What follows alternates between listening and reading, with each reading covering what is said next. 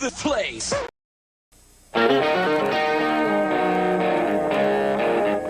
Hey, man, is that Double D? Yeah, man. Well, turn it up, man. Let's just go in and, like, kill all the orcs, right? They're the bad guys, who gives a shit? We just hack and slash and we loot their dead bodies, right? Hack and slash, kill them all, you know, conquer the infidels. Boy, that campaign sounds like a barrel of fun, doesn't it? Somebody who's opening a refrigerator and leaning in, right, is the language of a woman.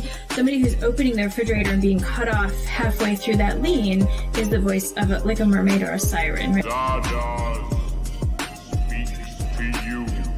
This is not the face of the hobby anymore. And I think there's been mistakes made in years past where people assumed that D&D players were all, you know, white dudes in a basement. Which has been a faulty assumption for a lot of years and gets more and more false every day. And so it's, in my viewpoint, honestly, guys like me can't leave soon enough. I just had to be born with empathy and a weakness for socialism and femboys. We gotta put a little hot sauce on the taco, you know what I mean? We want this dwarf to be the dwarfiest dwarf. Right. We want the elf to be the elfiest elf. Just the dashiest dash of Tabasco. Their voices need to carry across water. I'm a creative. It's a huge drain, right? Because fans can be awful. Al zurdo de mierda no le podés dar ni un milímetro. ¿Me podés definir zurdo de mierda? Que no Todos los que, entiendo. digamos, los colectivistas, los que ponen, digamos, o sea, esa idea... A ver, ¿Por qué le pones de mierda, digamos? Porque son una mierda. You say white lives matter, they don't. White lives don't matter because white lives aren't a thing. I disagree, Gary. Lutherville, Marina Del X, Otisburg. Who's this monster? She's got her own place. Otisburg. It's a little bitty place. Otisburg. Okay, I just wiped it off. That's all. It's a little town. Yep. We'll do it live. Okay. We'll do it live. Fuck it. Do it live. I'll write it and we'll do it live. Fucking thing sucks. 5, 4, 3.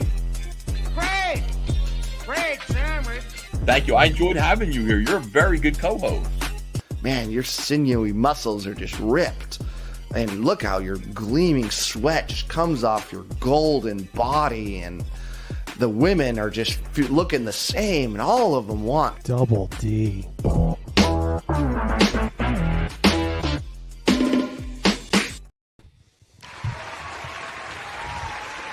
Howdy, howdy, howdy.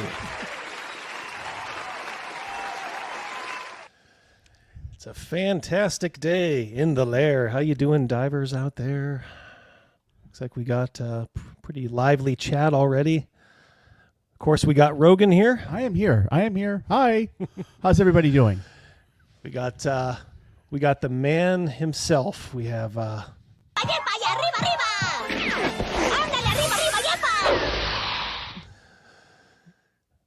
I've always said you can't kill what you can't catch. That's right. True story. Well, hope you all are having a great Wednesday. Hump day. It is hump day. And I know why all of you guys are here. And to all the millions out there listening, thank you. 3.8 million people listening.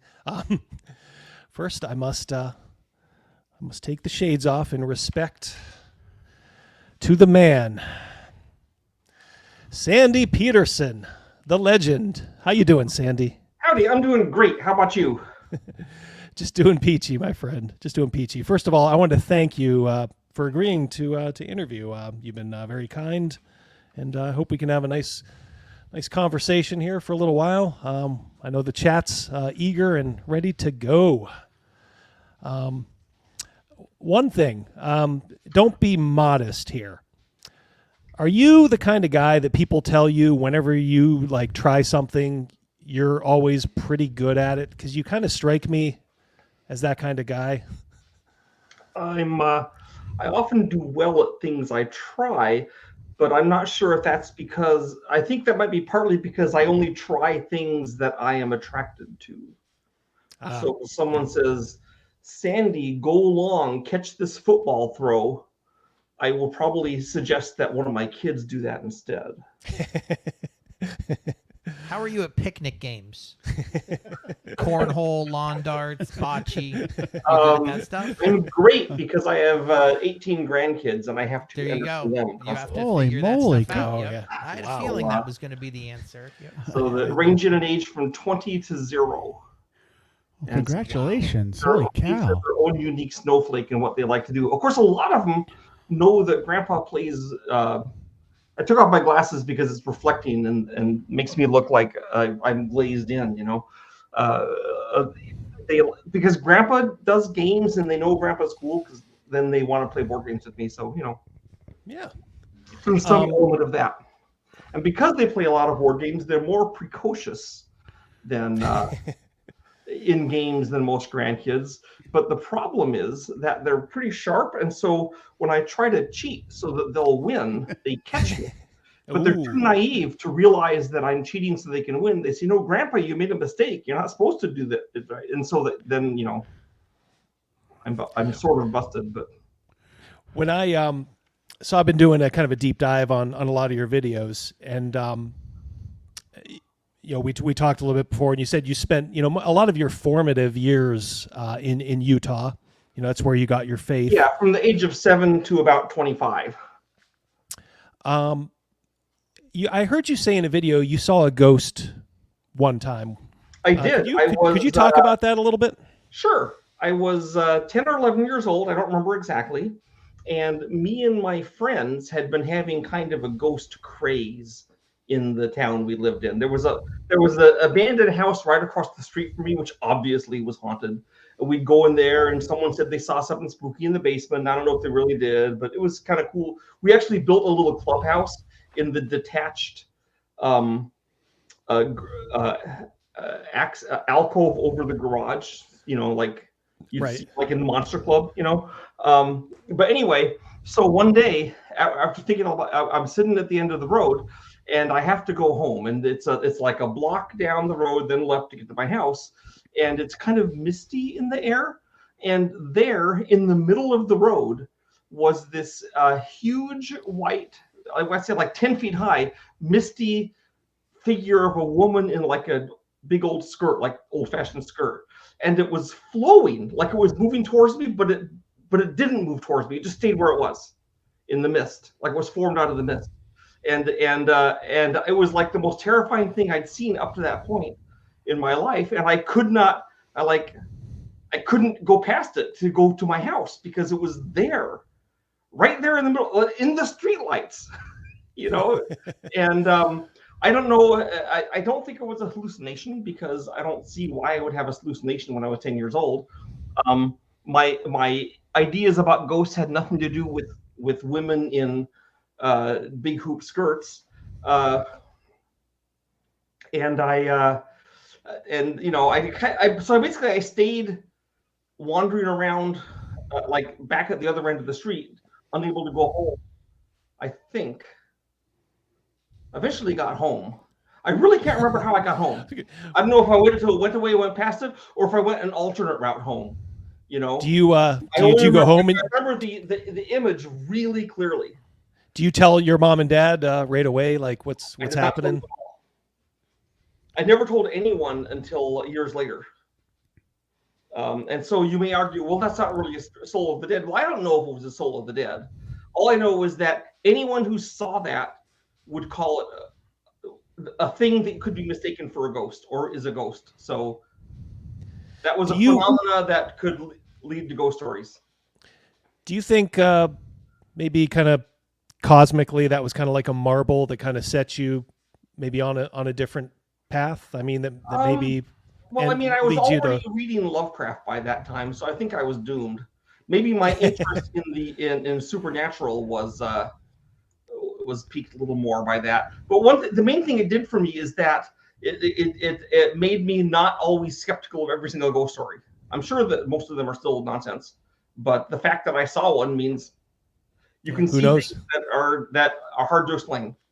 So, what was it like for you? Like growing up, you just said you were reading Lovecraft at an early age. What were you into? I guess when you were a young lad. My dad was a science fiction fan from like the 1940s on up. And so we had all these old science fiction and fantasy magazines in my house and books. And in the house that we were living at the time I saw the ghost, he kept all his books in cardboard boxes in the basement because we didn't have room for a library yet. Then when we moved to our new house, then he had a library, right? So I went into the basement and I looked through the boxes of books, looking for things I could read. And mostly what I looked for, I'm like 8 or 9 years old, I'm looking for books with short stories. I don't want to read a whole novel because, I have the attention span of a 9-year-old. And I found this book that was called The Dunwich Horror and Other Stories, printed in 1942. And it was one of those books that the U.S. government or companies printed to ship to our soldiers abroad. So we'd have things, like to enter, right? And all kinds of books got shipped to those guys. So I don't know how it helped kill, Jap soldiers or Nazis to read about Lovecraft, but hey, so I had one of these books, and I read it, and I'd read Poe, and I was an obnoxious, precocious kid. I read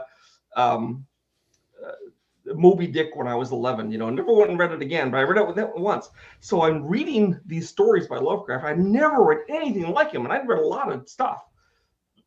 I got really fascinated by it. I think that was a really seminal thing.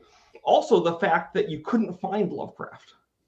Up until the time Call of Cthulhu was published, I never met anyone who had heard about every person I knew had heard about Lovecraft was someone I had told about Lovecraft, and so it was vanishingly obscure. And so when I tried to find other stories by Lovecraft, and right there in that book, there was an introduction that talked about stories that weren't in the book, like The Thing on the Doorstep. How cool is that title?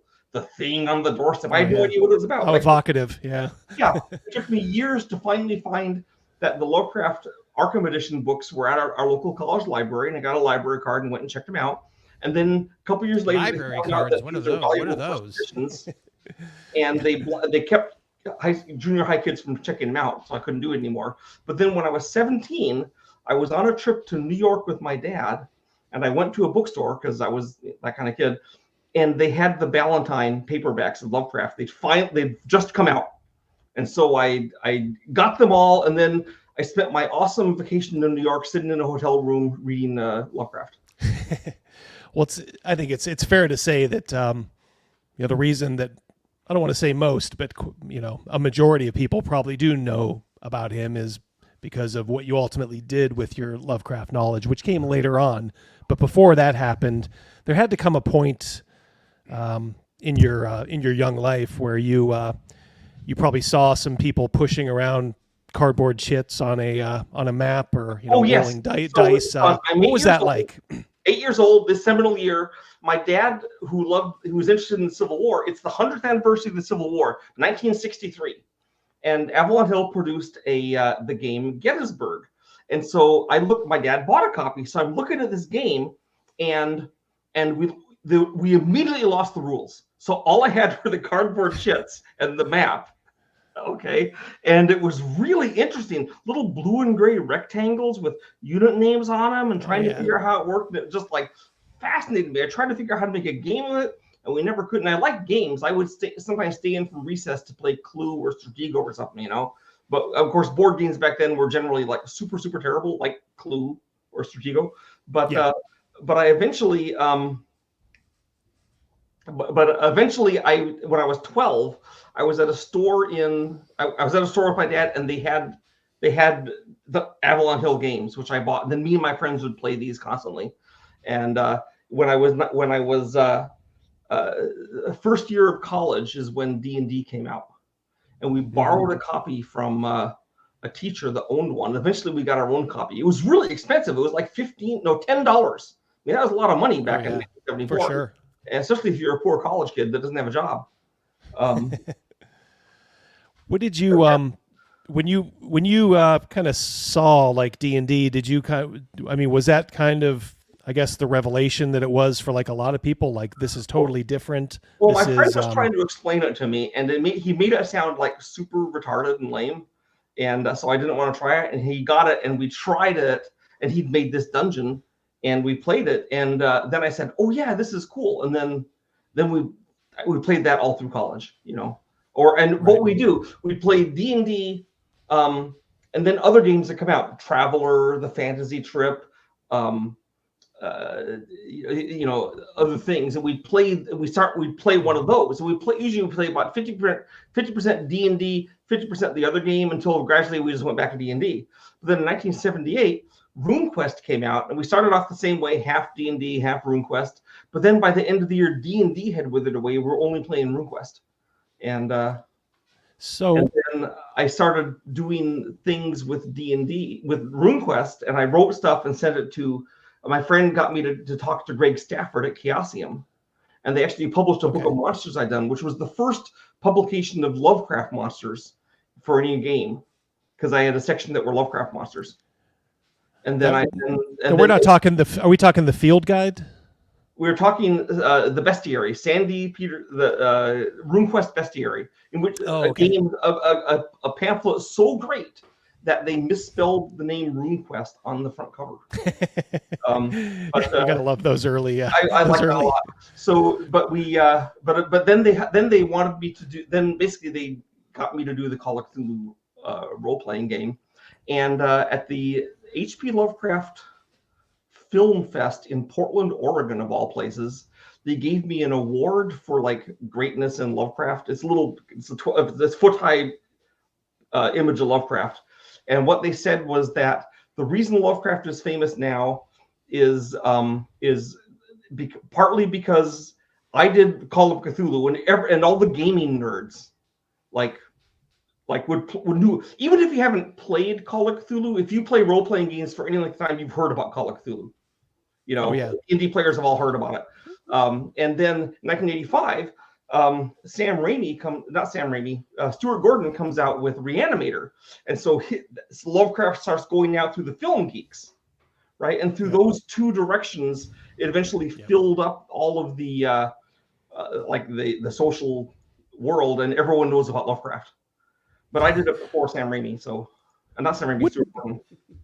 What did you what did you like better, I guess, about RuneQuest than you did about D&D? Was it just kind of familiarity? It just kind of clicked, or was there something specific? Weird, quirky things that make no logical sense. For example, if you're a high-level fighter and you fall 50 feet out of a window, it won't hurt you very much. Okay? Yeah. Or like I remember reading Conan books, and like a guard gets the drop on Conan with a crossbow, and Conan surrenders. He's afraid of being shot with a crossbow. Well, that would never happen in D&D. The guard's obviously at first level or something. What's the crossbow going to do? 1d6 damage, you know? Maybe 10 damage tops. Obviously, you wouldn't be stopped, you know? And then there was like the character class thing, because I read stories and it's like, what character class is the Grey Mouser? You know? It doesn't, right? Or Elric. So many things don't make sense, right? Mm-hmm. And RuneQuest, what it had, well, it was like, I mean, Call of Cthulhu was kind of based off it, right? You had skills that got better at things. Your hit points didn't go up. And one of the things I really liked about it was that in D&D, if you have a bunch of guys who are like 9th or 10th level, you can't have a first level guy go tag along with them. He will just die, right? But in RuneQuest, you can have tough guys, and they are tougher than the beginners, but the beginners and the tough guys can go up together against monsters, and the beginners are actually contributing, you know? Yep. That's the way it should be. The way it should be. And of course, can you imagine trying to do that was a breakthrough for me, because you can imagine trying to Call of Cthulhu if I was still stuck with like character classes and experience points and all that crap. I could never have done it. Call of Cthulhu had to rid itself of those preconceptions before it could exist. And the other thing about Call of Cthulhu, which I'm sure your fans know, is that it's totally contrarian, right? You get worse over time instead of getting better. Yep. You know, you're not mighty people who are tougher than the average person. You're worse off because of your knowledge.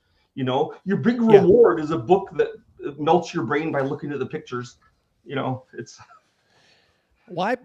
You know, I did a video recently, and I was kind of thinking, what are the four most transformative role-playing games? You know, and of course I just kind of lumped, you know, everything up to first edition D&D as early D&D. Obviously, that's the granddaddy. Yeah. You know, number 2, I did have Call of Cthulhu. You know, and I also put in there Vampire, the Masquerade, and then that came decades later, right? But Yeah. Yeah, but it did kind of have like a cultural touchstone, and I think it did kind of change the way some people play.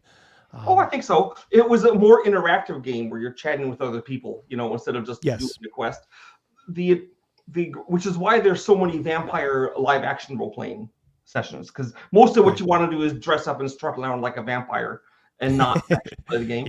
But which we always made fun of. The thing about Cthulhu is, though, every other role playing game has the feature where you kill a bad guy and you get a reward and you get better, you level up or whatever. Then you kill a bigger bad guy and you get a reward and you level up and you go through this cycle. And the cycle's compelling. That's why it's so popular. But Call of Cthulhu doesn't have that cycle. You don't get better when you kill the bad guy. Your reward is knowing that the world will not have a Shoggoth in the sewers of Erie, Pennsylvania. And so the thing is, if you want to play something that's not that classic cycle, your only choice is Call of Cthulhu. You did a video where you pointed out. This is Dr. Pepper, folks, just so you know. You pointed out some of the rules for running a scary RPG game, and it was kind of like using the senses. Do you want to elaborate a little bit on that? Yeah, sure. So one of the rules I have for making something scary for players is it's actually stolen from other kinds of description, is that use more than one sense. Everyone always describes what it looks like, but use something else. Say what it sounds like. Say what it smells like. Say there's an acrid taste in the air. Say that it's chilly, at touch.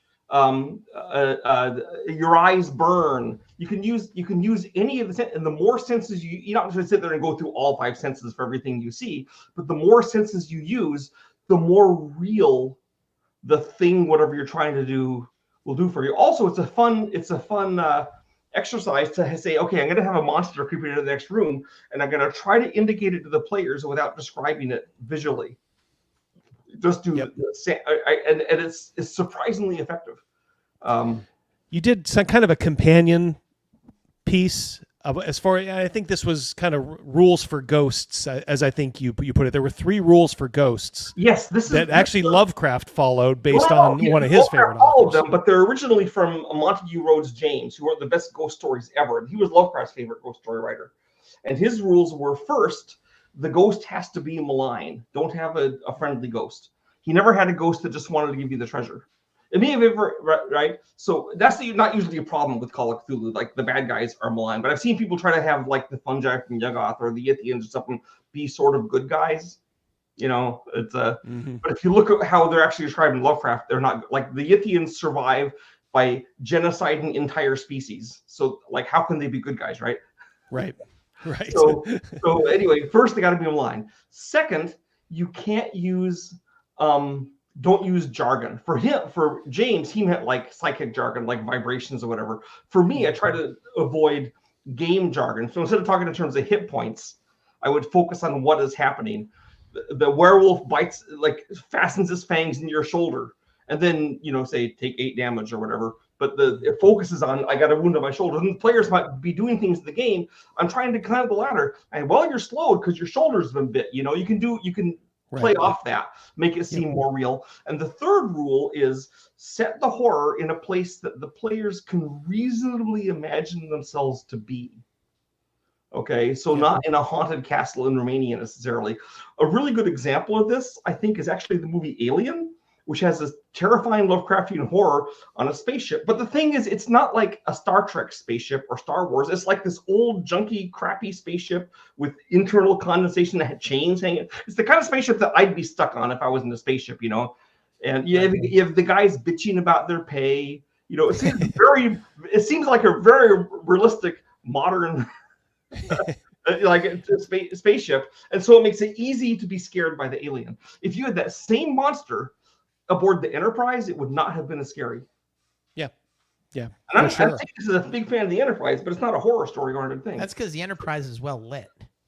Well, every episode I've seen, it's clean and it has a certain look to it, and there's a lot of things going on. If you turned off the lights in the Enterprise, it would still not be as scary as the Nostromo.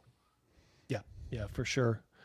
And that's a lot of people don't realize that you don't tend to run your own game, Call of Cthulhu, in the 1920s. So let me talk about that because it's kind of interesting. What happened is that the guys at Chaosium, actually, they are the people I knew that had heard about Lovecraft without having me teach them about it because they'd heard about him. But like, as was very common at that time, they thought Lovecraft was an awful hack, a terrible writer. They weren't. I mean, it was before wokeism, so they didn't care about us being racist. They just said, "Oh, Lovecraft's an old hack from the 30s." Right. Okay. But the thing is, usually what happens when a company is doing a game that they think is about an author they don't respect. For example, take like Batman Returns. Okay. I mean, the directors didn't have respect for Batman, so it sucked, right? Okay. Yep. And it wasn't. Yep.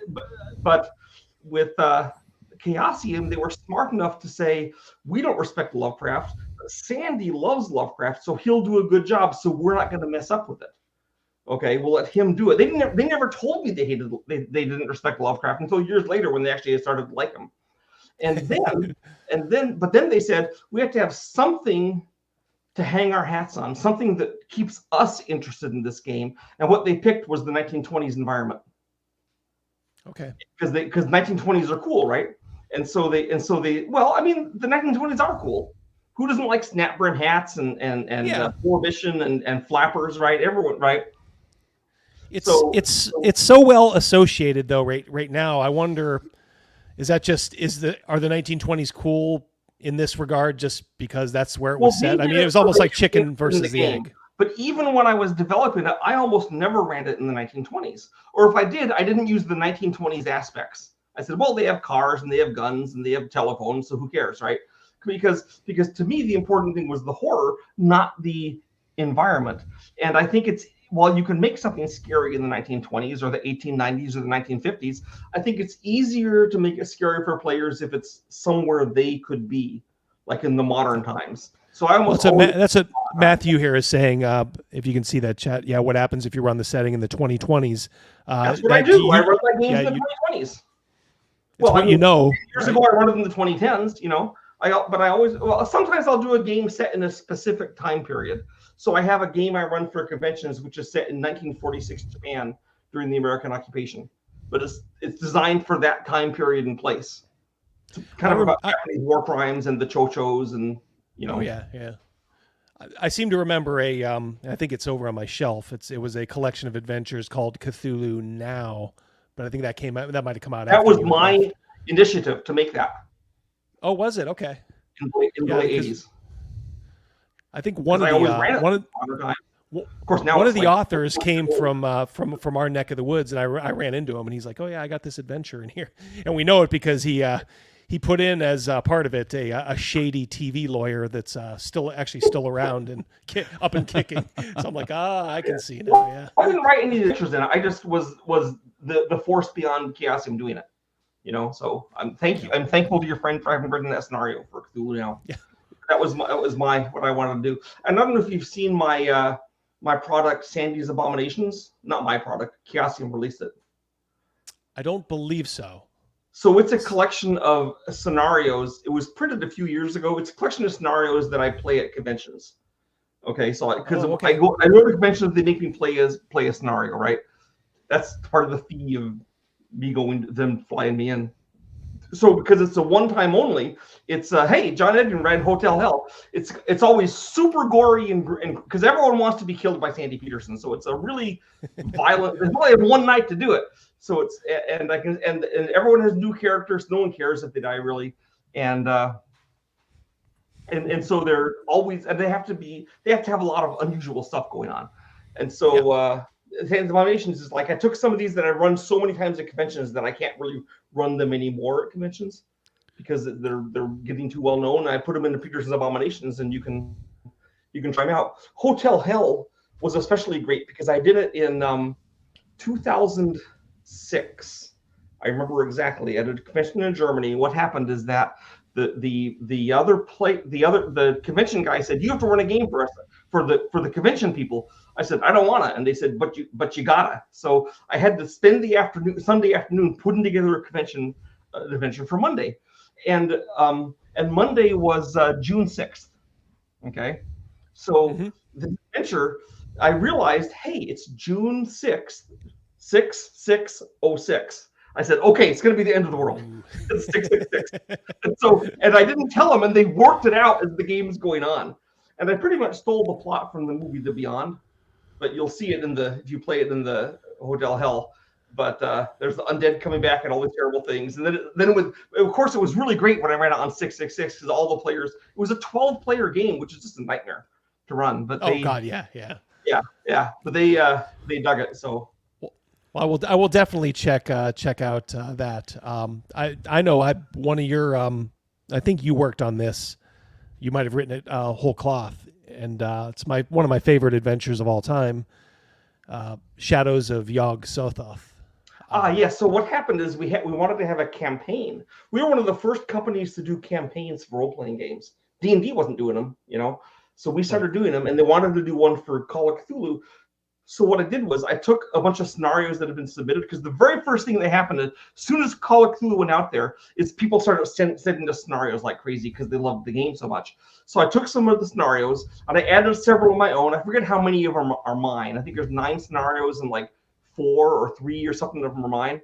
And I edited the others and I linked them together to kind of make a campaign, kind of loosely. Right. I still me and my one. Yeah, my one friend and I still talk about, we'll mention NBC News had a newscaster at one time called John Scott.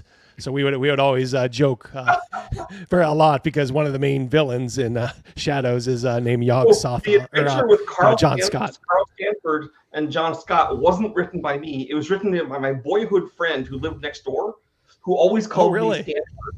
Yeah, and he became a professor of like Arabic literature and all and military history and all this stuff. And John Scott was another friend of ours. Actually, his last name wasn't Scott, but his middle name was Scott. And so John Scott was taking like two of our, like one of them's me, Carl Stanford, and the other, because my middle name is Stanford, and the other was John Scott. And so those got stuck in as villains. And so and then Carl Stanford became like this classic villain going on but I will say that I am my next original game release is called Terror Paths, and it's on and one of the maps of it is on the Silver Twilight Lodge, and John Scott appears in the game, and every time he appears I make him a good guy. I love it. I love hearing that backstory. It is one of my favorites. If you guys have never run it, it just clicks. Maybe you wouldn't think like all these cooks kind of throwing stuff into the pot, but for some reason that adventure just really works. There's a lot of great time going on. Yep. Do you think a lot of the Ghostbusters system that I also did, and I won an award for? Well, yeah, I was going to get to that. You are. Would you call yourself the father of the dice pool system by your work on Ghostbusters? I used it. I didn't copy it from anyone else. What led you to kind of think of that? I mean, was there any kind of problem you thought you were solving in your mind by doing a dice pool? So what was going on was the guys from West End came in and they said, we are going to do a game. We have licensed the Ghostbusters, and none of us know how to write a role-playing game. So we want you to write the role-playing game for us. And one of the interesting features here is this is in, I forget when it came out, 1985, 1986, something like that. 86, and I think. One of the guys from West End, who I consider a friend, but he was kind of mean here, he said, "Have you done anything since Call of Cthulhu? Aren't you kind of washed up?" And I was like, well, geez, maybe I am. Because I've only done adventures since then, and edited other things. So, but I got in there and I thought about it. Actually, one of the Ghostbusters system goes back to the game American Gothic that I developed in 1979, which was my first attempt at writing a role-playing system. And I was trying to do a horror role-playing game. And I wanted to have Lovecraftian things on it, but it wasn't all Lovecraft. So when Chaosium said do Call of Cthulhu and base it on RuneQuest, then I ditched the American Gothic game and did Call of Cthulhu. But there's one part of the American Gothic game that stayed in Call of Cthulhu, and that is the Adventure of the Haunting. I did that famous one. American Gothic. Oh, yeah, that's the famous one. That's the famous one. Yeah. It sets it up. It's got the haunted house, got the bad thing in the basement, all that. It's exactly and it gets players to understand how the system works. So but the dice pool, there was kind of a dice pool thing I was using in that, which hadn't developed very far. But by 1985 or 86, whenever I did Ghostbusters, Star Wars imitated, although originally they didn't give me credit. I took that system and they got jazzed it up, and actually the funny thing is the guys at West End were kind of upset with me because they wanted me to make a genuinely scary Ghostbusters game, and I made it funny because it's Ghostbusters, right? Yeah. So why would I make it scary? Yeah, you can't have it scary. They're you made it funny. I said, well, yeah.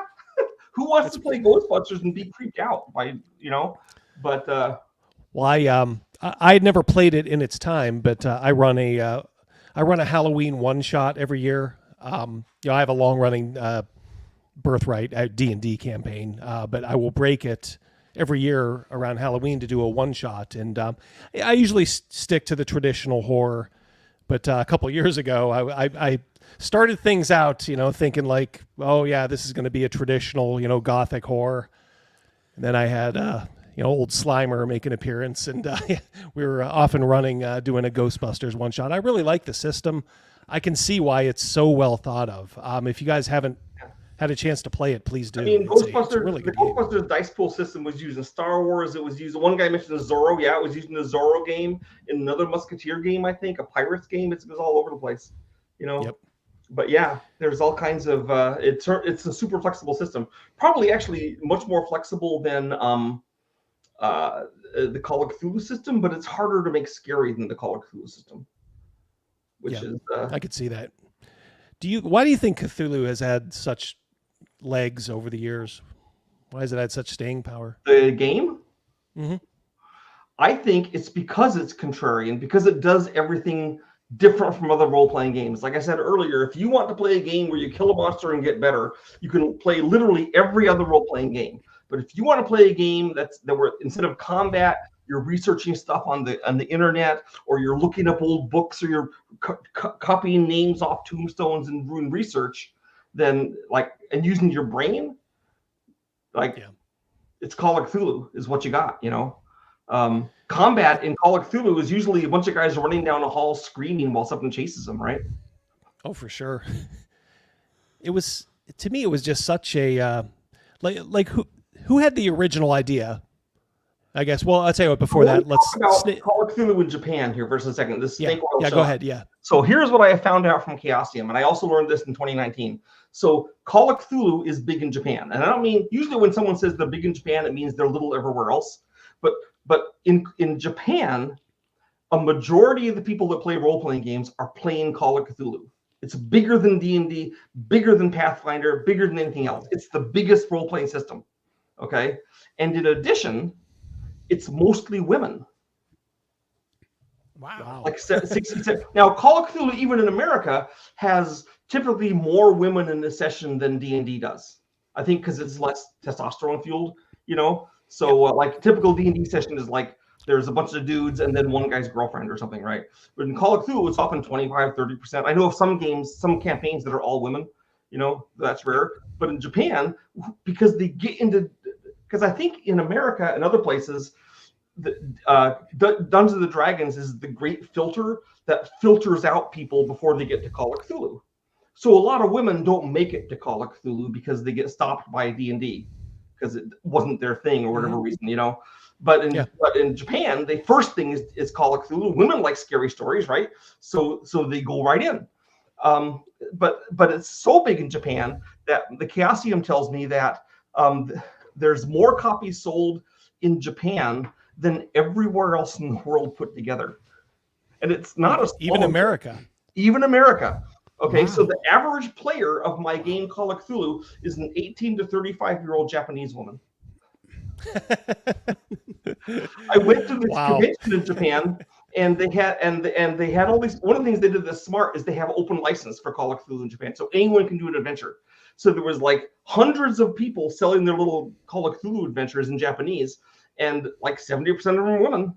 So I walk up and down, and they'd all my translator would introduce me, and I'll go, "Oh, arigato san," and they, I tried really hard to make my my wife jealous, but I completely failed. She just laughed at me. But yeah, boy, you must be. Yeah, I was going to say you must be pretty famous over there. Have you been over there? Yeah, I was there. That's where I saw this big convention with all the girls selling their Call of Cthulhu stuff. Okay, wow. They flew me first class to Japan. ArcLight did. Oh, okay. So now I'm going to put you on the spot, Scott. Okay. Okay. Go ahead. You play D&D. Yes. And you like Cthulhu. Yes. Do you have Sandy Petersen's Cthulhu Mythos for D&D? 300 pages of awesome I do stuff. Okay, you do. Okay, then. When I was when we were playing 5th edition, we don't play 5th edition anymore, but I did get it, and I do use it still for inspiration. Yeah, it is a great book. You know, we did like a bunch of adventures too, a bunch of campaigns based in it. Can they get these at Petersen Games? Maybe. We almost submerged in 2022, and we're now. Then we were trading water for a while, and now we're actually walking back up onto the shore. Good, good. So you should be able to get them from Petersen Games. Okay. But well, just what is the name of that again? What? What is the name of your 5e book? It's Sandy Petersen's Cthulhu Mythos 4-5e. We can't use the term Dungeons and Dragons because it's not open license. We can say 5e, right? So if you want to play as the race of cats, you can, and they're not like super cats; they're like house cats, and they're It is a very well done book, and I would actually recommend it, even if you're not playing 5e. There's enough meat on the bone there. You can do a Pathfinder one too if you prefer that, but but then there's the adventures, and then here's the thing: so we're not going to do those anymore, so they'll eventually go out of print. We're going to be doing actual Call of Cthulhu stuff again. Okay. So coming up, I have a campaign out this year. It's going to be called Big C. That's spelled big as in and then SEE. And it takes place in Washington State. It involves drug dealing and meth and the Cthulhu cult. And nice. Are you back at Chaosium? Do you just kind of do freelance stuff for them, or? I am. It is being published by. I have a deal with. Okay, so I own 1% of Chaosium. I sold out my other ownership, and they wouldn't let me sell the last 1% because they want me to own part of the company. So I own 1%. I don't have like a voice in anything they do, but we're buds.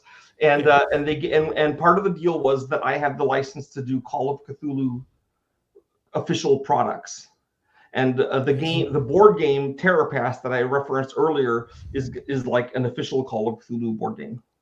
Okay, so it's kind of my anti Arkham Horror. I'll show you. I'm going to show you something here momentarily. One moment. There we go. Yeah. My old Cthulhu Wars figures. Oh, cool. Yeah, well, that was my swan. That was supposed to be my swan song, blow that up all the way for a second. Yeah, fill up the screen with that. I love that thing. Yeah. Can you have it block me out? Business? 1 second here. There we go. Now, are those your figures that you painted? Oh, yes. I painted every single one. Nice. I like that. I like Natho with his little ruby red eyes. Yeah. Yeah, and I tried to keep them faction color too, so that's why these. Yeah, you always have to have a highlight or something in the faction color so you can tell. Yeah, but these are just some of my favorites. There's Yogg himself. I got Azathoth. You notice how I did Yogg? So he's actually squeezing out through the gate like a tube, like toothpaste from a tube, because his ability is he's a gate. Yeah. Yeah, I noticed that. Yeah, that is so cool. Every figure has backstory stuff in it. That when I was doing it with my buddies. Sandy, I don't doubt that you love your grandchildren, but seeing you look at those figures that Double D painted made me question it real quick there. What do you love more? so see what happened with Cthulhu Wars was back in 2012. I had friends that said you should do a board game based on Cthulhu, And I said, that's crazy talk. How could I possibly do a board game? And they said you could use Kickstarter to fund it.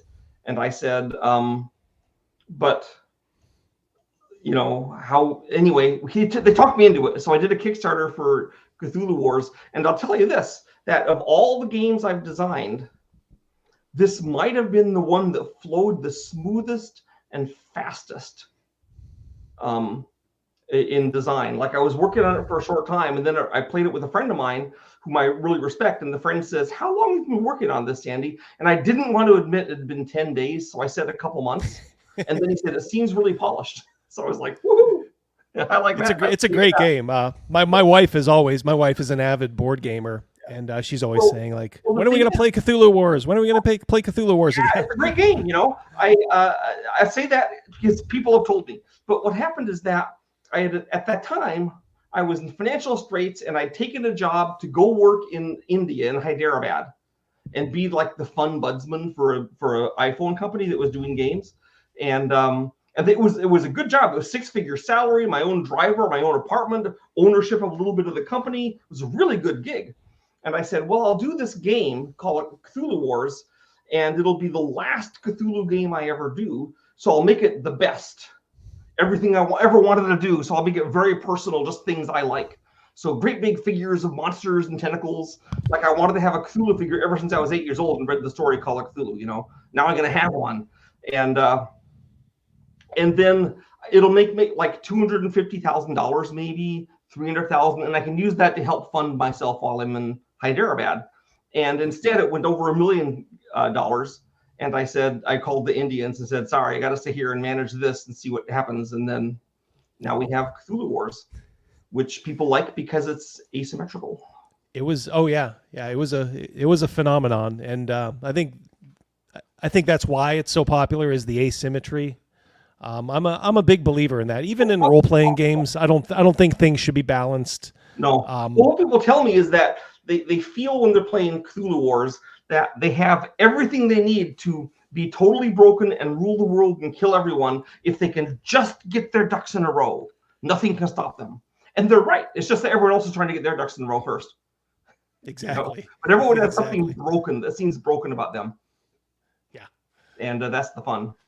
So, Caponizer says he can't play board games solo, but guess what? Oh, Cobanizer. I have also done cooperative board games, which you could play solo, and one of them is called Planet Apocalypse. And I don't know if you've seen the art for that, Scott, but it's amazeballs. I did, yeah. Totally unlike Cthulhu Wars. I don't know if it's in. I think you might need to restock it if I'm thinking. I may need to restock it. When you restock it, I'm going to pick that up as well as a couple others because man, it is probably the most challenging co-op game out there. Much harder to win than Pandemic. What does co-op mean? What does that mean? It means you're not playing against each other. You against the game. And either you all win or you all lose. Yep. And this takes away some of the sting of losing because it's not all your fault, right? Like, well, Scott bungled his move. Yeah. So it's really on him. It's those are I think it's a smart move to make those because those are still fun. I mean, I like them both. I like it's available online according to Google. Oh, is it? Okay. Yeah, but not from us.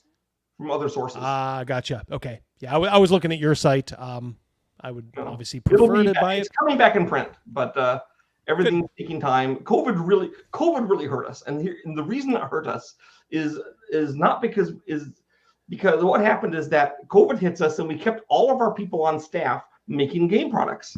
Okay, and I don't think that was a mistake because we had planned funding coming in that would save us. That would be able to. We produced the products, and we were planning for it to come in, and the problem is we couldn't produce anything new because all the Chinese people COVID hit them after they'd gone home for Chinese New Year, so nobody was there to work in the factories. Yep. They were all locked in by the CCP. They couldn't travel. All right, so nothing is getting produced. So when they're finally allowed back, of course, the Chinese factories, they don't produce things in the order in which they were sent in. Is whatever makes them the most money at the time. And we had funding coming in from Poland, millions of dollars coming in. Okay, enough to get everything going again. And then literally 1 week before we signed the deal with the Poles, after our negotiations, Putin invades Ukraine, and the Poles back out, citing uncertainty in Eastern Europe, which I can't blame him for. So I'm doubly angry at Putin. Okay, for not just being a horrible asshole, but for ruining your company. deal. So then I had to lay off my company because I didn't have money for them. And what happened is that I'd had 17 games that we'd all designed and got ready to go. I just had to, and then it's been a period of time. And then what happened is that an old friend of mine came into a financial windfall, and he wants to work with me to put these things out. And so that is our plan. That's great. That is great. Yeah. Well, I'll tell you who we're just doing had it right a now. financial windfall. All the things, the Kickstarter project we haven't done. We're going to do Dinosaur 1944, which is Dinosaurs versus Army Men. Remember you played that when you were 7 years old? Dinosaurs and Army Men? Yeah. Oh, yeah. That, except with rules. I love it. Go ahead, Crazy Mouse. What you were saying? I know who just had a financial windfall. Oh, me. That'd be Double D. $5. Snake Oil Sean. Thank you so much. In my company, we can be in touch. There you go. Sandy, I love your YouTube channel, especially your horror movie reviews. Yeah, we're gonna get on that. And your RPG advice. Thank you, Snake Oil Sean. What developed your love of bad, I guess, for lack of a better word, bad movies? I don't just love bad movies. I love good movies too. Actually, here's the secret. I love entertaining movies. And I don't care if they're judged to be good or bad by some outside force. And in fact, I have friends that ask me, why do you like this movie? I said, it's super entertaining. Don't you agree? And they'll say, well, yeah. So that's what I want. See, there's like, for example, let's take Pearl Harbor. Here's a movie which is technically well done with good actors, which is mind-numbingly boring until like the last half hour. You know, I would much rather. The Ben Affleck one? Yeah, that's Ben Affleck. Yeah, I would much rather watch a movie by an Italian director about crazy trolls that are vegetarians. You know, which is fun. Lucio Fulci. You know, Troll 2, for example. Actually, it's not about. That's the best thing about Troll 2. It's not about trolls. There's no trolls in it, and it's not a sequel. So its title is a complete lie. It's weird. I just had the documentary, The Worst Movie Ever Made, about the making of that on yesterday. Isn't it great? It is. I'm telling you, every minute that the director's on screen is comedy gold. He's like Claudio Ferrasso. Oh, and I also say Curse of Yig and Kovenizer are talking about Cthulhu versus Godzilla. I totally have a video about Cthulhu versus Godzilla. Look it up. And I don't just say that Cthulhu would win either. Yeah, the reason I said you were one of these guys that's just good at everything, because, you know, I did take a deep dive into your YouTube channel. I'm like, good Lord, not only does he make, you know, like industry changing games, but your YouTube channel is really good. You make really good and entertaining videos. I mean, they're just the right length. I can't get the big following though, so I don't know what my secret is. Maybe I have more. I don't know what my problem is. But I'm just thinking maybe we can clear some of that up, guys. When we're done here, make a point. Go over to subscribe. Sandy at Cthulhu. I put the link in the description. Getting the company back online is mostly just shorts, but every once in a while I'll come with something longer. Like I did one about werewolves, you know, and I did one about vampires not reflecting in mirrors and what that implies. Yep, I watched that one. Yeah, that's a really good one. Did you see my video about was Lovecraft racist? That got a lot of likes. I did not. What was the verdict in that one? If we can jump to Have you not seen it? I have not. Okay, well you're gonna have to look it up then. Okay, all right. We'll look it up. Maybe we can EFAP that next week. Well, you can show it here. It's only it's not very long. Oh yeah, actually, you know what? Go ahead and put it on. I think you'll. Yeah, you'll be impressed. All right, hold on one second. Racist, Sandy of Cthulhu. Yeah. Go ahead, Crazy Mouse. Put on some chats for Sandy to. I can't. Oh yeah, that's right. Yep. I think you'll really like what I did.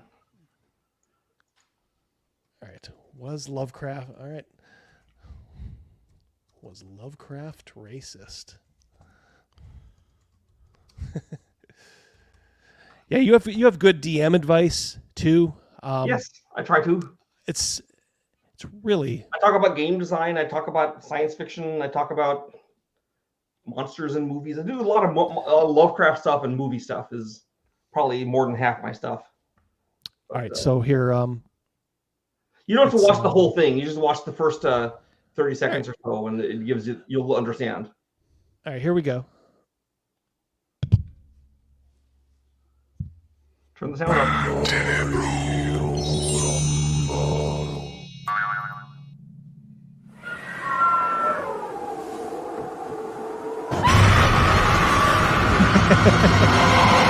Yes. And then there's 5 minutes of credits.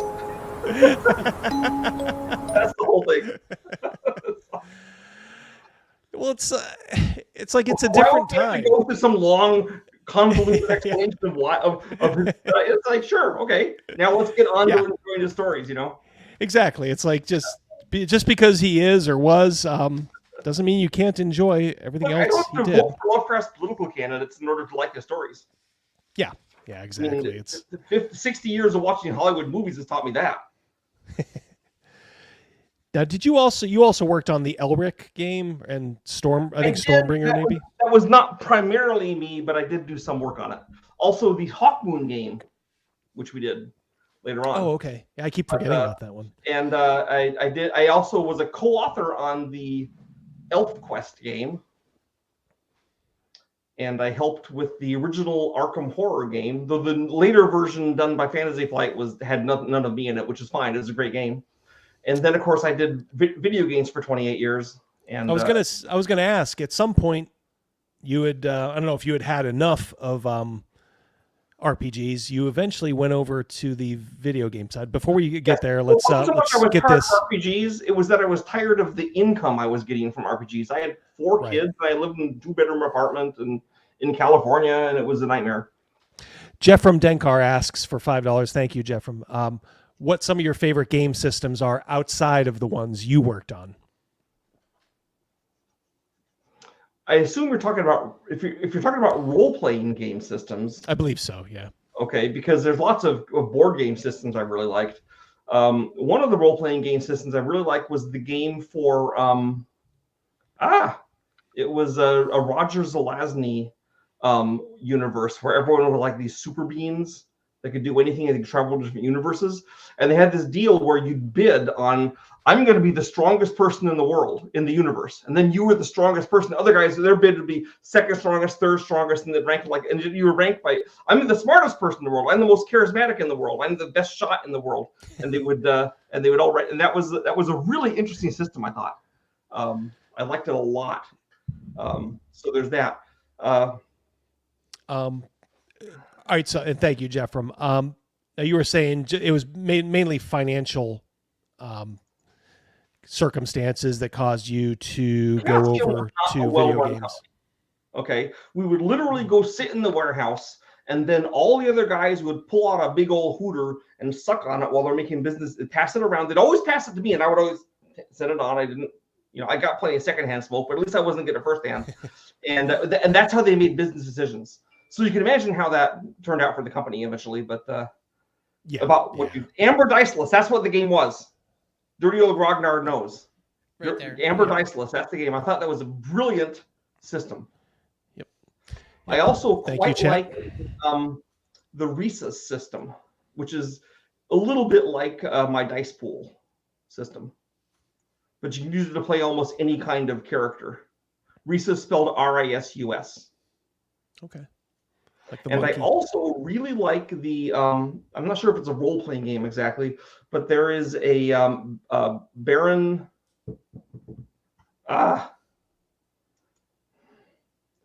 who's the famous German Baron that everything he says is a lie? They made a Munchausen. Baron Munchausen game, where you're actually supposed to be in a bar, and you start telling a story, and then they can give you money and say, I'll bet that then when you fell into the swamp, there was an alligator. Then you have to work the alligator into your story. And eventually, if it gets too hard for you to survive, you have to go on to the next guy. But it's going around telling the story. Not that was a brilliant story. One of my very favorite games ever for parties where not everyone is gamers is, of course, Eat Poop You Cat, which is a fabulous game. If you haven't played it, then look it up. I've because not. it's great. I have not. All right, so when you leave Chaosium, you end up eventually at id Studios with the Johns, Romero and Carmack, just in a Reader's Digest version. Yeah, What was it like? Yeah. What was it like working with guys that were just that are actually now considered legends in their field? So working at id Software was a lot like. Have you ever seen a nature show showing hyenas or hunting dogs eating a carcass, a zebra carcass? They're all snapping and chewing at it and biting at each other, and the carcass is eaten pretty quick. So it's an efficient process, but it's not very pleasant to watch. That's it. It's like organized chaos. Yeah. Yep. Yeah, and I will also say that every game company has its own way it feels. Okay, and when I left id Software to go to Ensemble Studios, that was like, I'm not going to say a frat house because we didn't act like frat kids, but we acted like a bunch of people that all lived in the same dormitory that liked each other. One of the rules we had for hiring someone new at Ensemble Studios was if I'm in the elevator and it breaks and I'm stuck in the elevator with this guy for 3 hours, will I be entertained listening to him talk? Yep. Which is a pretty it's a good litmus test for sure. So it made it really hard to hire people though. That was Empires and its series. You did mainly you're doing like level design at id. You're writing out. How much are your hands in the actual video game design process? What level design was then? We didn't have the word. The word didn't exist. So I was just a designer. I was the second designer they got. What happened is that John Carmack and John Romero had decided that designers are bad. And we shouldn't have them. We should have artists make the levels. And the artists, Adrian Carmack and Kevin, said, no, artists are good. We just didn't have the right kind of designer. Designers are good. We should get the right kind of. So they brought me in to appease the artists to see if I could do a level that was better than the artists they brought in before. I didn't know they brought in artists before. And they showed me with the artists, and one of them had like a little spiral staircase. And that was pretty much the most elaborate thing any of the artists had. And I went in there and immediately started building a level. And I had this whole level built up. It's level E2M6, if you want to know what it is in the original Doom. And I had traps and pits and lava that would flow in and monsters. And they were like, oh, so this is what a designer does. And then I did more than just level design because, like I said, we didn't have the concept of just being a level designer. So I named all the levels and I named all the monsters and I figured out hit points for the weapons and how much damage they did, how much damage the monsters did. And it was all, it was not like I was in my one cubbyhole siloed away from the rest. Everyone is we only had 5 or 6 guys in the company. So everyone's doing everything, right? And like John Carmack would come out and say, hey, so I just have this new thing where I can change the color of the ceiling on the fly. How can you use that? And we have to figure out some interesting way we can put it in the games. Or we'd say, now we can't use that. But usually we try to figure something out. Marvelous Mr. Mean, $20 super chat. Thank you so much. Very generous. Wow. Been following Sandy for some time now. Seems based AF. Well, thanks. Glad to see him on the stream, Double D. Keep the content coming. Well, you guys keep watching, and I promise I will keep it coming. Thank you again, Marvelous Mr. Mean. All right, so it's just really weird. You get someone who can make. I don't know how much of a sports fan, but it kind of reminds me of like Bo Jackson, kind of making a splash in 2 different industries. Well, I'll tell you, when I was growing up, my dad took me to all the basketball and football games. I would see them all the time, and so I know the rules and stuff, but it never really caught on with me for some reason. I'm not sure why. I do kind of enjoy watching baseball, but only when I lived in Baltimore did we have a team that I cared about because they have the O's, right? That was kind of cool. Yeah. But yep. Well, but Bo Jackson famously, was able to play in his prime in both the NFL football and Major League Baseball for the Kansas City Royals. So it's, I guess I was a star in role-playing games in a sense. I was involved in some pretty important computer games. I'm not going to say I did them because no computer game is done by a single dude, at least not the time I was there. I guess you could say Chris Crawford was doing that back in the 80s, right? But by my time, it was always a team. And then I did some board games people like. So I suppose all my games have been successful. And I don't know if that's amazing luck or my brilliance, but I'm willing to take it either way. You know, in one of your videos, you were talking about how Quake was actually based on a D&D game or a D&D. It was. So so before they moved to Dallas, or actually Mesquite, which is where it was, John Carmack and some of the guys, they had a D&D game, and there was a character in it called Quake. Okay, and Matthew, I love Star Control. I did the game Hyperspace specifically in like to bounce off it and show a different approach to science fiction, right? I also really liked Captain Blood from Japan, from France. Anyway, what was I talking about before I got distracted by that? Quake, D&D, okay. Quake. So he had this character called Quake who had this cube that floated around his head and would intercept attacks and hit things. And he had a giant hammer that he hit on the ground and make a quake extend out that would hurt enemies. So the idea was we were going to have this be a D&D game, okay, based on that. Mm-hmm. So we started off, and so remember, so there's ogres in Quake that have sacks of hand grenades and a chainsaw. So the idea was we're going to have D&D things kind of come into the modern world, and then that's as far as the whole D&D thing went. Then it just turned into a shooter like Doom. But we did have ogres with sacks of grenades and a chainsaw, so that was kind of cool. Which industry did you enjoy more, role playing or video games? Well, I mean, currently I'm in board games and some role playing, and I like that the best, I guess. The thing about video games that makes it harder to like is that in a video game, I'm doing the game and I have a team. There's other designers. Usually I have subordinate designers. I'm usually a lead, right? Or if I'm not a lead, I'm up high in the totem pole. Okay, and then there's a whole bunch of artists and there's a whole bunch of programmers, and everyone's working together as a committee to make the game. Plus, there's suits over you that come in and you know, repress everyone. And well, they don't mean to. They mean well. Yeah. Right. But at least in my companies, they mean well. There's companies I'm like EA, they don't mean well. There's forces of darkness, right? But my companies, they were awesome. So. And then when you want to do the game and make a change in it, the programmers have to do a new build, and there's a delay, and everything takes months and months, and a year and a half later, you have a game. And in a board game, I can do a game and be done with it in 6 months, and then test it for a while, and it's just me. I don't have to have a team of 75 people I got to push everything through, so it's just a more pleasant process. Now, obviously, the board games make far less money than a video game, except that the video game has to divide its money up among everyone in the company, plus Microsoft takes the lion's share. So I really don't get very much. Whereas in the role-playing game, with the board game stuff, it's like many fewer people get the money, so it doesn't matter that it's less. So a lot of stabbing in the back too, I imagine, in the video game industry. Well, not in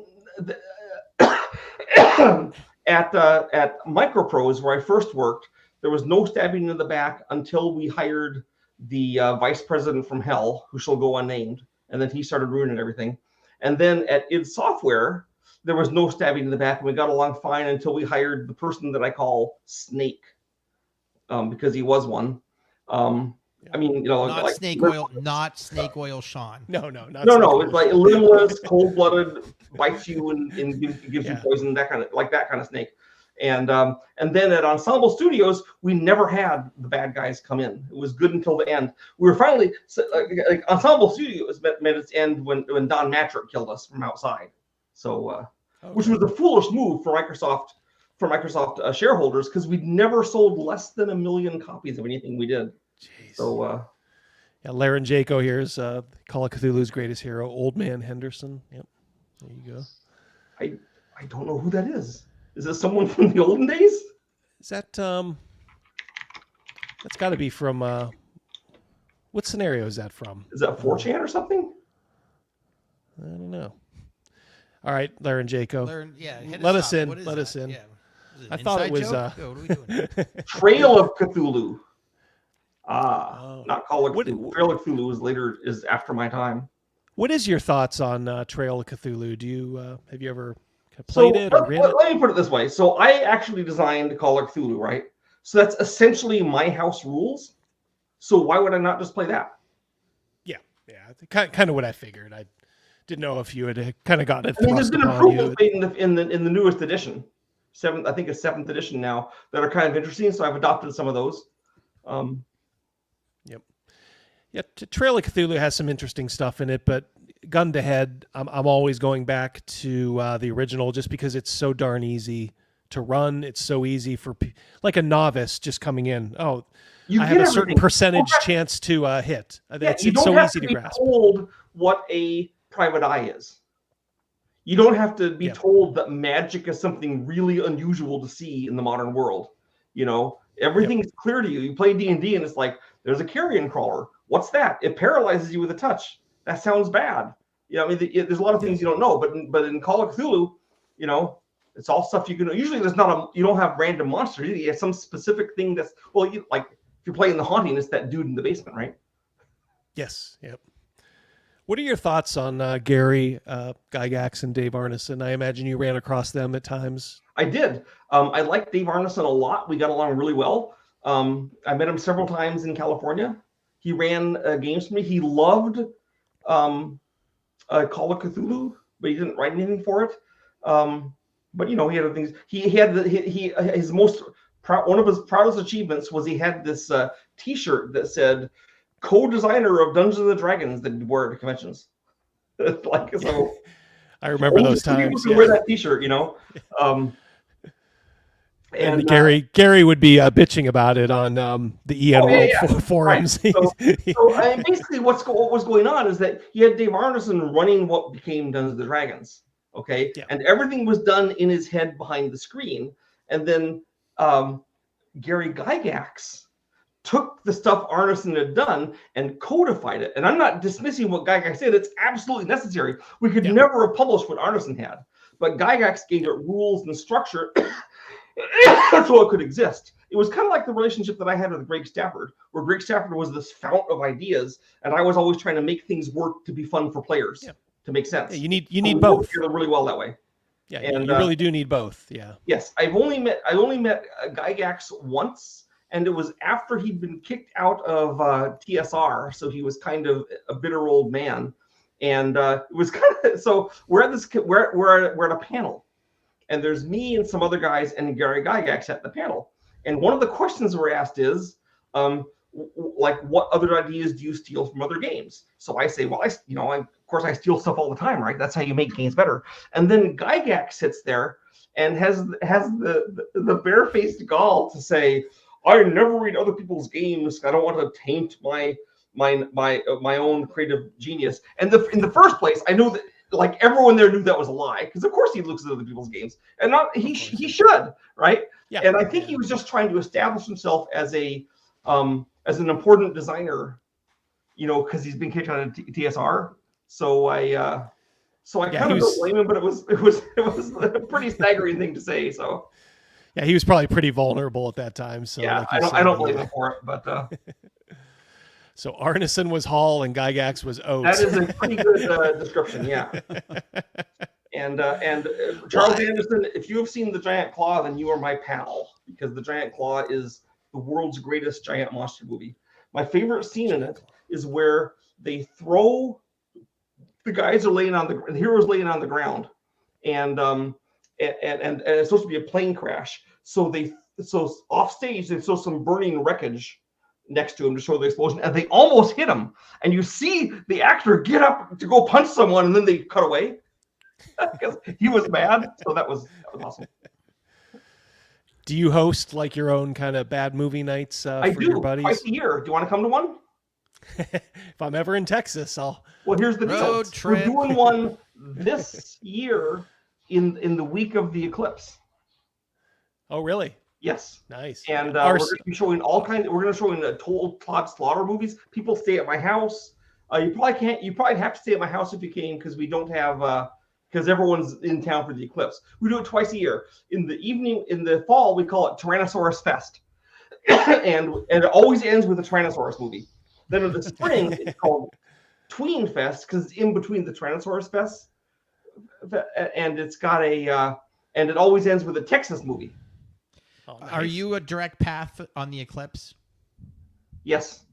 So are we. So are we. Yeah, we've. Well, you don't have obviously to come see it with us, but you do have to come if you want to see our awesome movies.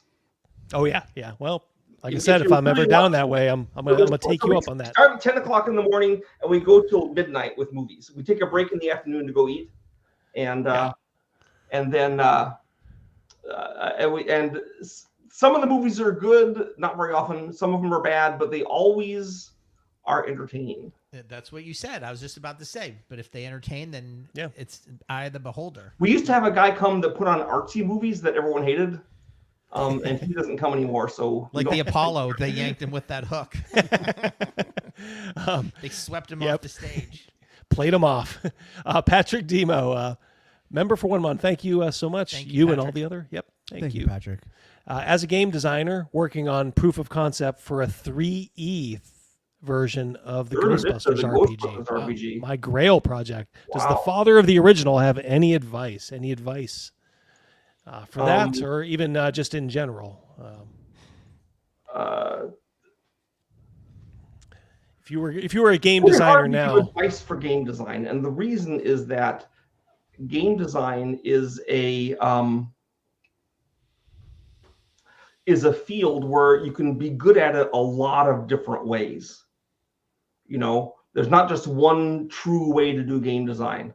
There's people that do it by being fonts of creativity. There's people that do it by taking some other design and twisting it into what they want. There's people that start with a carefully reasoned out plan and go. There's all so that's why I'm not stumped exactly. So my advice is, if you want to publish it, you need to see if you can get a license, and that means you have to work with Hollywood, and that's a nightmare beyond comprehension. So good luck with that.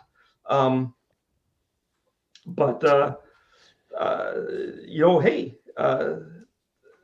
I would say that the way that emphasize being lighthearted, which you already probably know if it's Ghostbusters, and I'd also suggest that you have an overarching structure to give the players drive. And what we used what we planned to use in our game, though we didn't emphasize it enough, but you could, is we decided that the original Ghostbusters characters, Venkman and those guys, were basically in New York City, and they were rich, and they were franchising the Ghostbusters thing. So in the game, you're a franchisee in like Erie, Pennsylvania or somewhere, being a Ghostbuster, and the people that contact you aren't Venkman and those guys.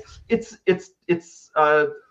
Tully. Was Tully the Rick Moranis character, the accountant? Oh yeah. Yeah, the accountant, yeah. He's running their business. So he's the guy, and he's totally grasping and oppressive to get as much money as he can for his buddies. So you have to earn enough money to pay back this guy, and he says, oh, and you have to go get this monster for free because we made a promise that we would, and he's constantly bombarding you with terrible things. And the thing is, that's funny for you to do, and it gives you a tie to the original dudes, and it gives you a reason to go Ghostbusting constantly. And a diversity thing. So I would say something like, doesn't have to be that, but something like that would be good. Well, another source of tension too, in the adventure. You got the administration, the bureaucracy.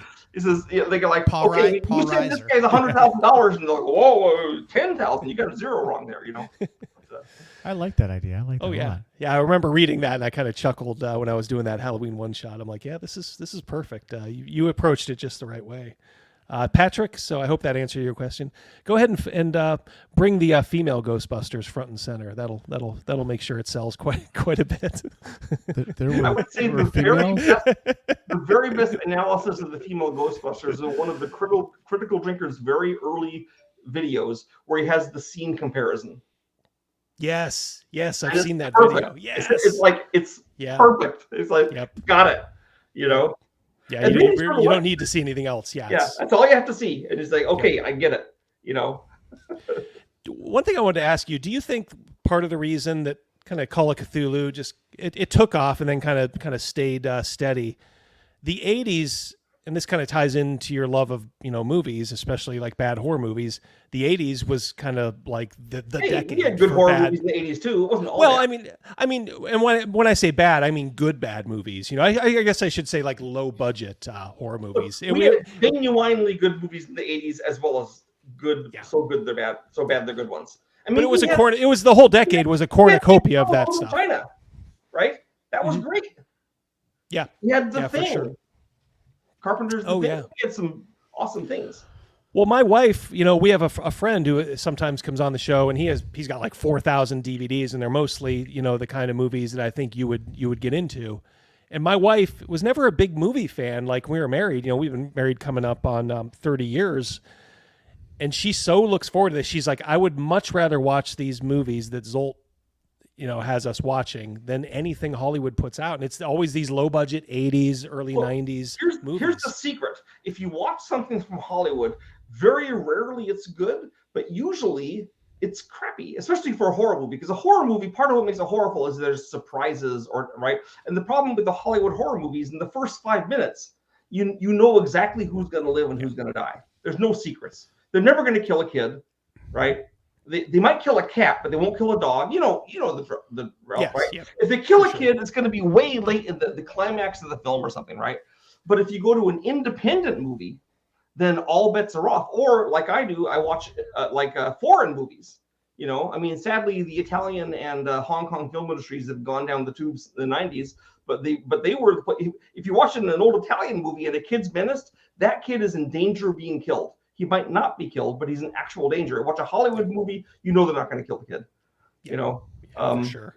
So, which is why like Hereditary was such a great, of course, as an indie, right? And did a great job. Your dad was a big fan of like vampire sci-fi movies. Did you guys watch a lot of My dad loved science fiction. When I was 8 years old, he took me to see Day of the Triffids. And the next night, I was sleeping at my grandpa's house in the living room. So the window, we could see across the street where there was some triffids growing. It was quite clear to me those were triffids. And all night long, I'm up watching the triffids, which are waving in the wind. So, did you guys like the Hammer horror movies from Great I love Britain? the Hammer horror movies. Yeah, as do I. I think a really fun thing to do is to watch all of the horror, the Frankenstein movies, except for Horror of Frankenstein. It sucks in a row, and look and see how great Peter Cushing is as Dr. Frankenstein. Yeah, wonderful. My wife keeps saying like let's throw on a Hammer movie, and I just started with the first Frankenstein, and I was going to do that. I was going to throw on. Oh my God, it's fantastic! It's amazing, and Peter Cushing is so evil as the Doctor. Oh, he is. He gets worse the more you go. You're like, oh my God, this guy's a real He's murdering sleazebag. his girlfriend, and he kills his mentor. He's like, and then despite his evil, who are you on the side of 100% in that movie? Him. Yeah. He's the one you're rooting for. You get mad at his friend when he's trying to stop him from doing his terrible things. That is a good acting job when you can be as low as he is in some of those later movies, and still you're like I kind of want to see him survive.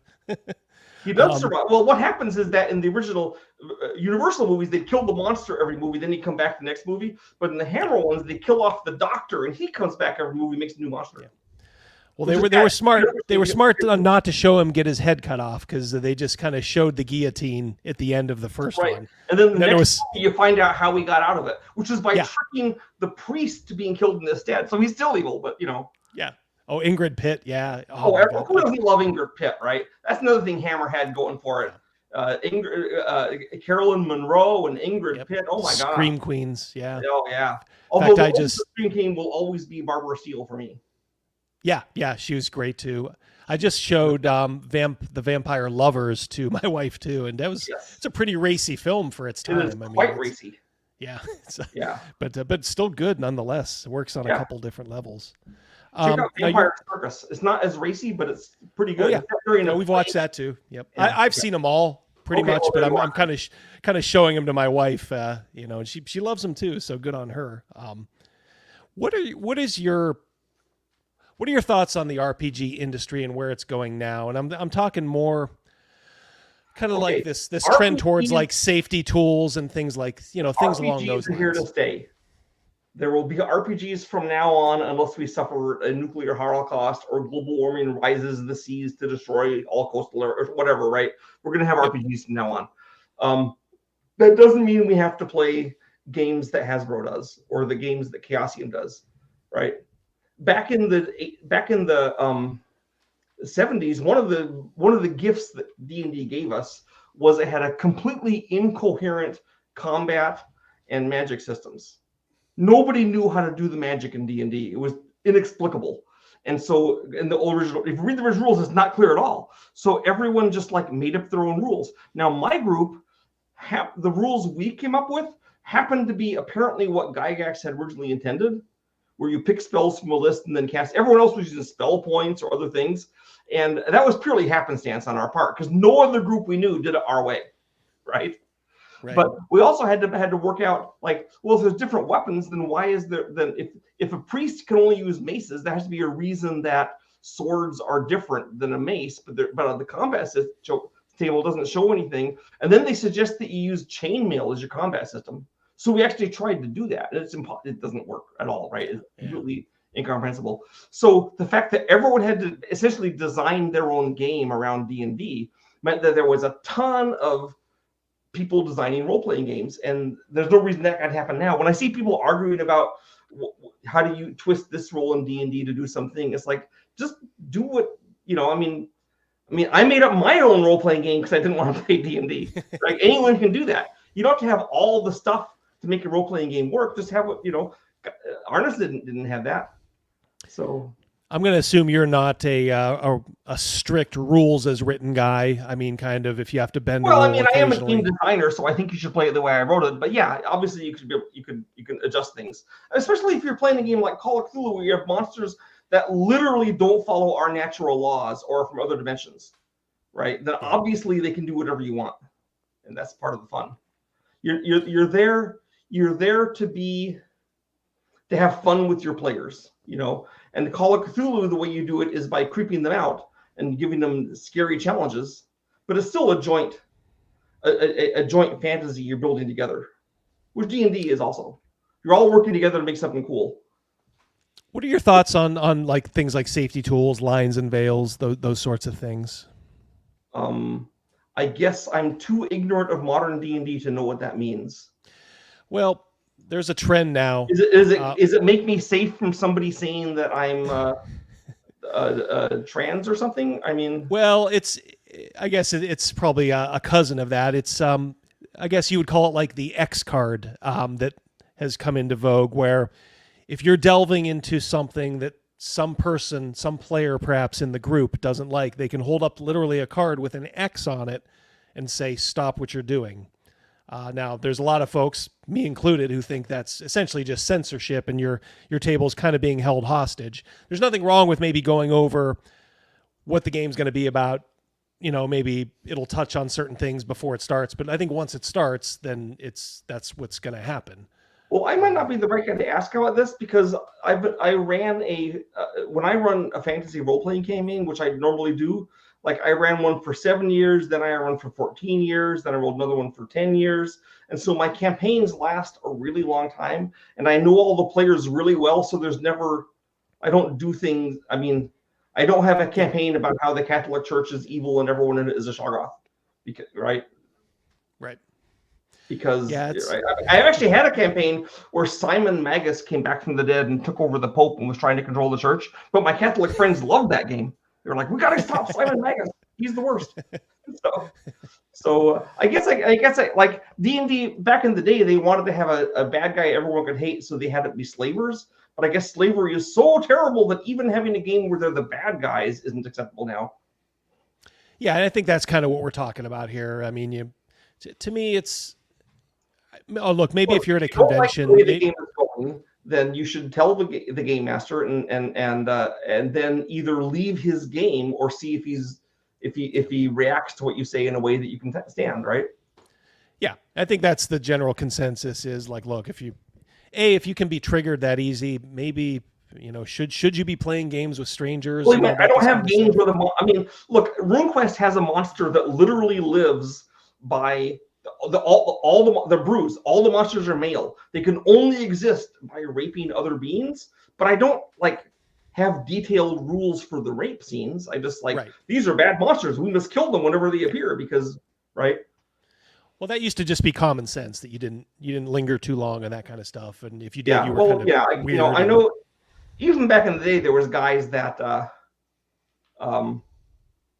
that would focus on having sexual violence on the cutest girl in the room, but those are complete losers, right?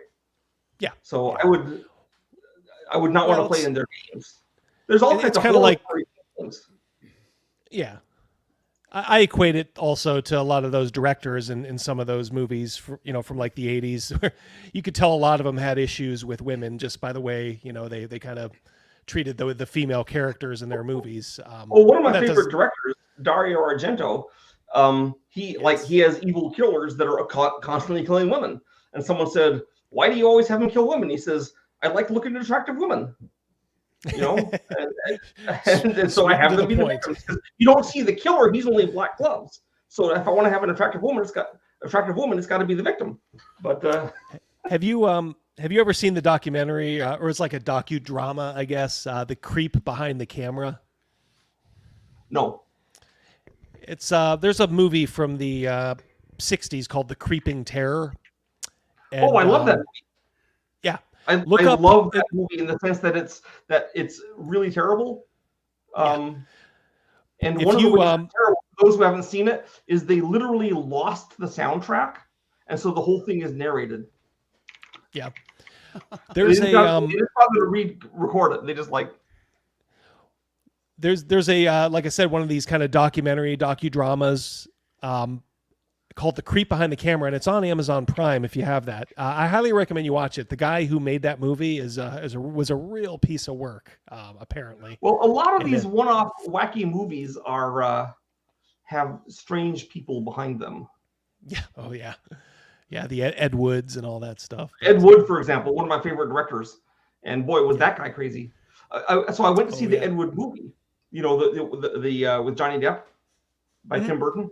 Great movie. So we're walking out and before we saw it, I made all my friends watch a bunch of Ed Wood stuff, so they were all prepped. So we're walking out of the Ed Wood movie in some mall in Texas, and in front of us there's this girl with her boyfriend, and she's complaining about the movie. That was so dumb. Why did they show this? Why did they show that? What's with the Angora sweaters? What's with this? And then her boyfriend says, "Hey, you understand all that stuff actually happened, right?" And she said, "What?" And then she started laughing her head off, right? But she had no idea that it was all real. Yeah, I read the book that was kind of a companion piece to that. It was a good book too. I think it's Nightmare of Ecstasy or something like that. Offered some pretty good insights. If you haven't seen Leonard Glenda, you haven't lived. It's got everything. Oh yeah. It's got a Buffalo Stampede if you like cowboys. It's got a war movie where he has a guy storming Iwo Jima wearing women's underwear. It's got a murder mystery or suicide mystery. Really, it's got it all. Plus the heartwarming scene where the girlfriend gives him her Angora sweater to wear. Yeah. It's got horror too because it has Bela Lugosi and the devil. Yep. In some of the best devil makeup I've ever seen.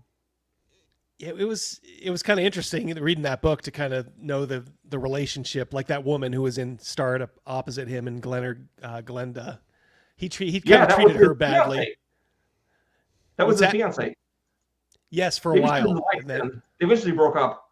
But yeah, and she went on to write movie scripts that were really pretty good for some good movies. Yeah, I had forgotten about that part. Yeah, she had genuine talent. Career. Yeah, I love that Ed Wood did all this stuff, but I would not argue that he has genuine talent.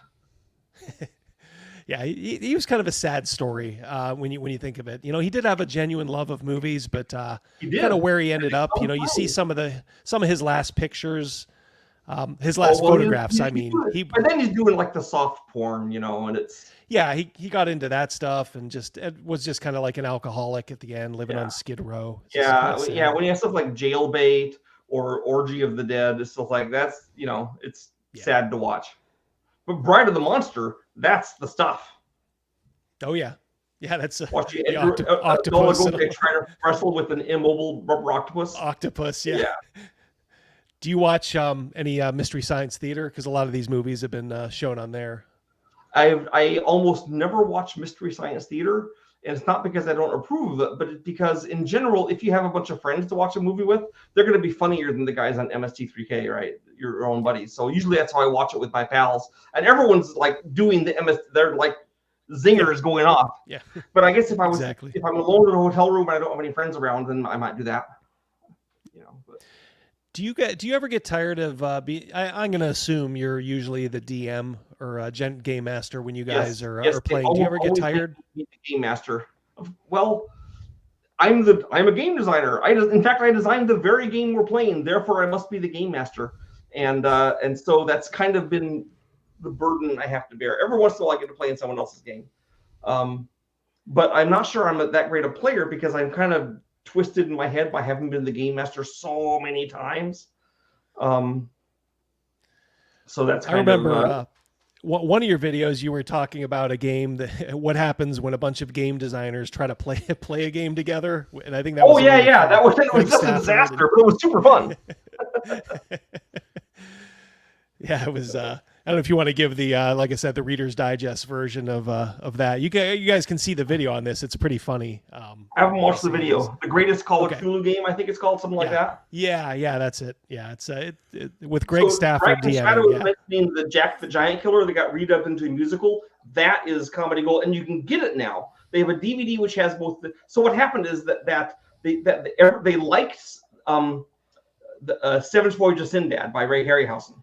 Okay, so they so these British guys said, "Hey, we want some of that Seventh Voyage of Sinbad money, so we're going to do our own game, Jack the Giant Killer." And they got the same star, and they got the same villain. Okay, and they got like some British stop motion dude, not Ray Harryhausen, to make the monsters.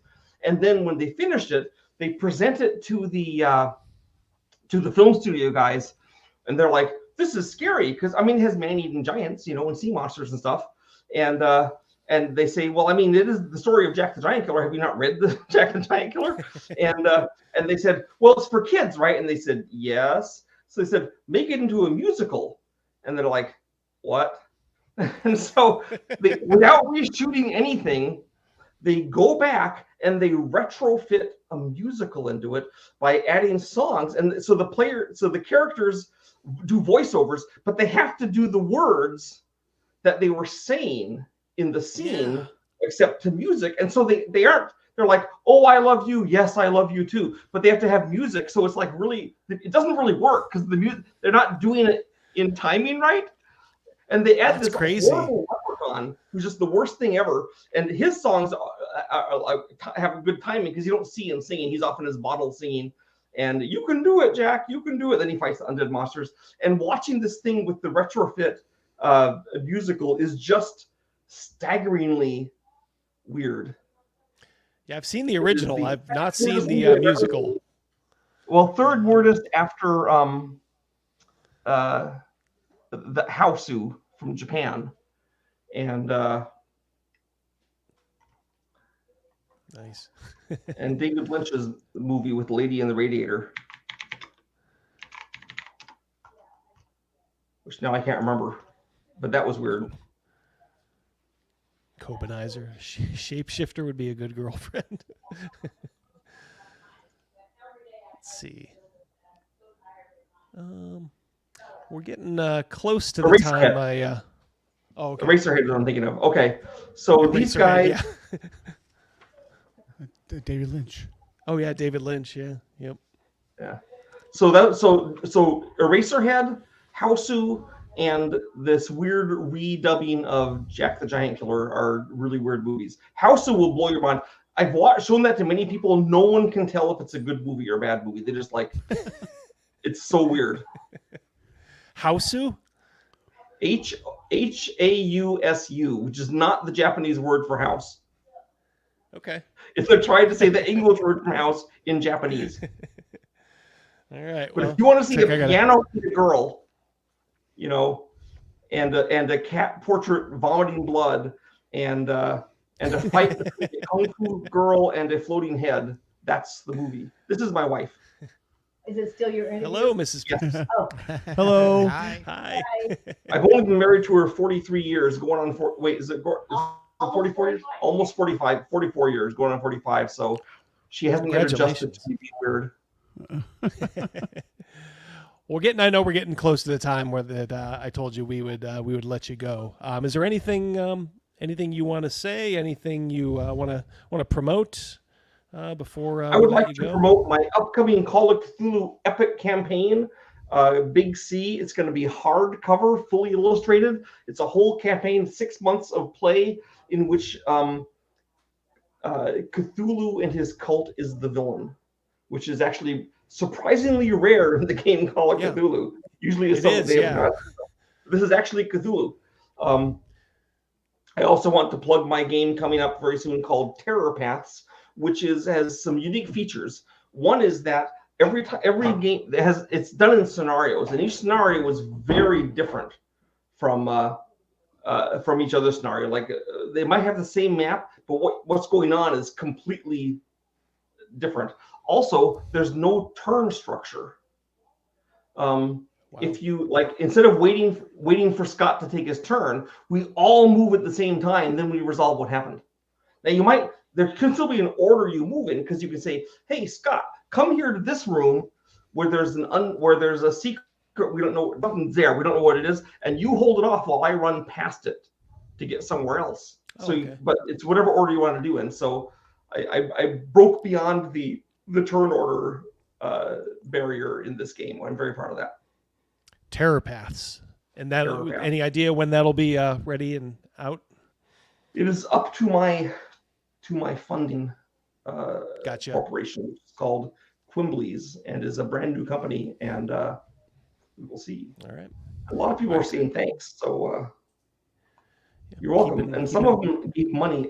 I mean, they're giving money to you, not me. So I would love to take your money, Marvel, with Mr. Mean, but you have to wait. Well, you guys can do Sandy a solid by, like I said, going over, seeing what's available at Petersen Games. There's also that. You'll see all kinds of amazing things. I think the most recent ones were the Unforgivable Sin, What is a Yadithian, and let's see. By the way, the Unforgivable Sin is literally about the unforgivable sin. What is the sin that can't be forgiven by God? Oh yeah, and the Light Envelope, where Lovecraft invents spaceships. How cool is that? Wow. Before Lovecraft, they shoot them with cannons, or they'd go by cosmic rays, but Lovecraft actually has a spaceship in his story in the 1920s. Remember that 5e book that Sandy was talking about earlier?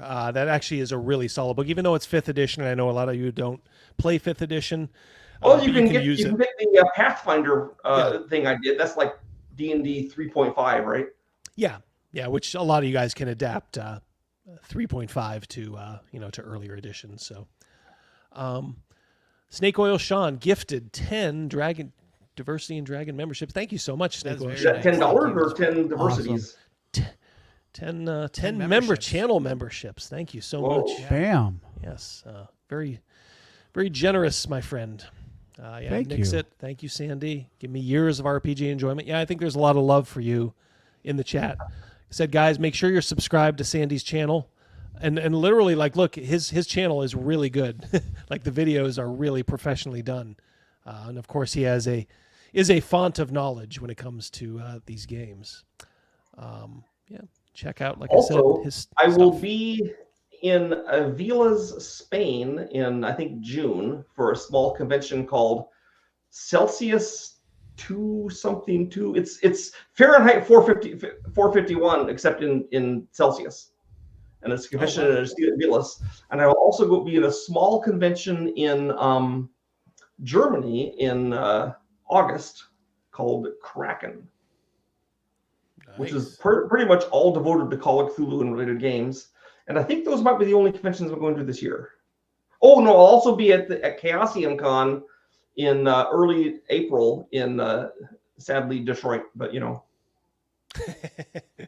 Chaos. I don't look, when I go to conventions, I don't get to pick the vacation spots. It's like if I go to Gen Con, it's in Indianapolis. Like nobody would go to Indianapolis in the right mind, but that's where it is. And Origins is in Columbus, Ohio. Columbus, so. yeah.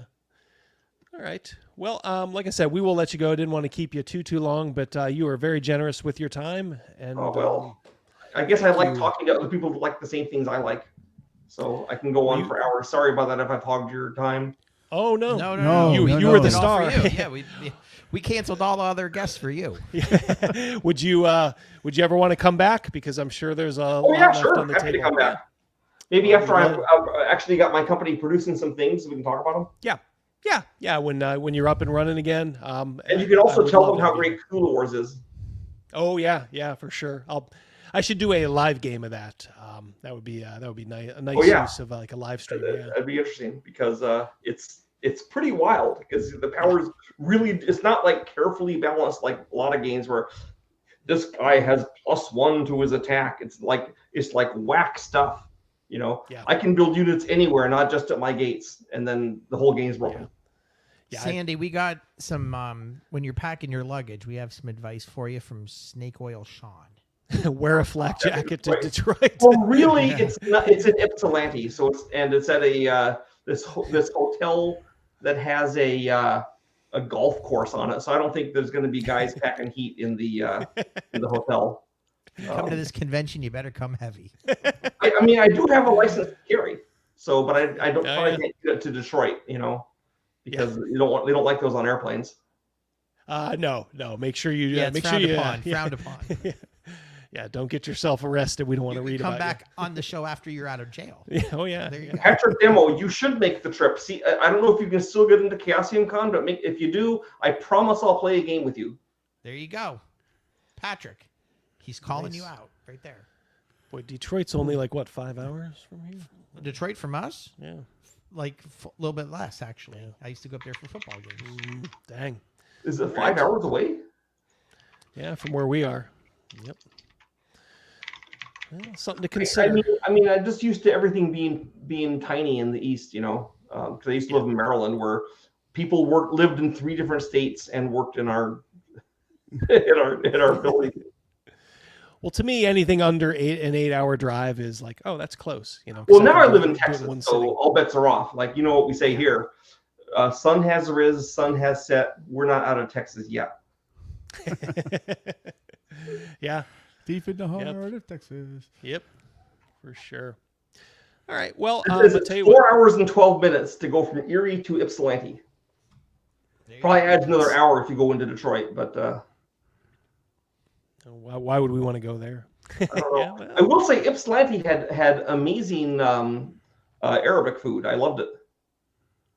Yeah, they have a huge Muslim population up there, don't they? Yes, they do. Well, there's that one place over at one of the suburbs of Detroit, which is primarily Muslim. But this Ypsilanti is not primarily Muslim, but there's enough of them around to get good Arabic food. However, the convention is actually, I think, during Ramadan, but they'll still cook for you. So, oh, nice. That's the important thing. Nice.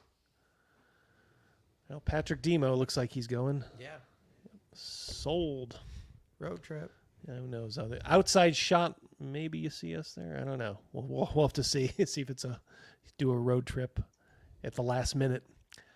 Seeing if there's any other final questions here for you.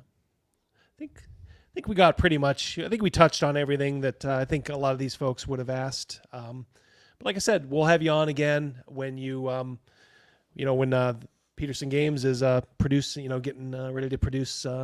Get stuff out the door, and I'd love to have you on then. Oh, one more last thing I want to say. Yeah. The figures in all of my games I have made to be 28mm scale. Called Cthulhu Wars, Planet Apocalypse, Dinosaur Forge. I did that specifically because I wanted people to take those figures and use them in the role-playing games. I can vouch for that. I have used these figures. I believe I've used this in like a D&D game. Whoa. Yep. Oh yes. Well, that's one thing. But if you pull Haster on them, they're going to want to defenestrate you because. Yeah. I got like the premium package when I did Cthulhu Wars, so I got a bunch of really odd figures too that like aren't in any faction. They're just kind of neutral, and a lot of those are great for springing on. The whole point of like the a Lovecraft traditional. things is that they're kind of beyond good and evil. What they do is malign for us. It doesn't mean they care about what we think is evil. You know. Yeah, for sure. Yeah, these are first-rate figures, and if you can paint them up, I just used. They paint them really nicely. As well, you showed yours, and they're great. Yeah.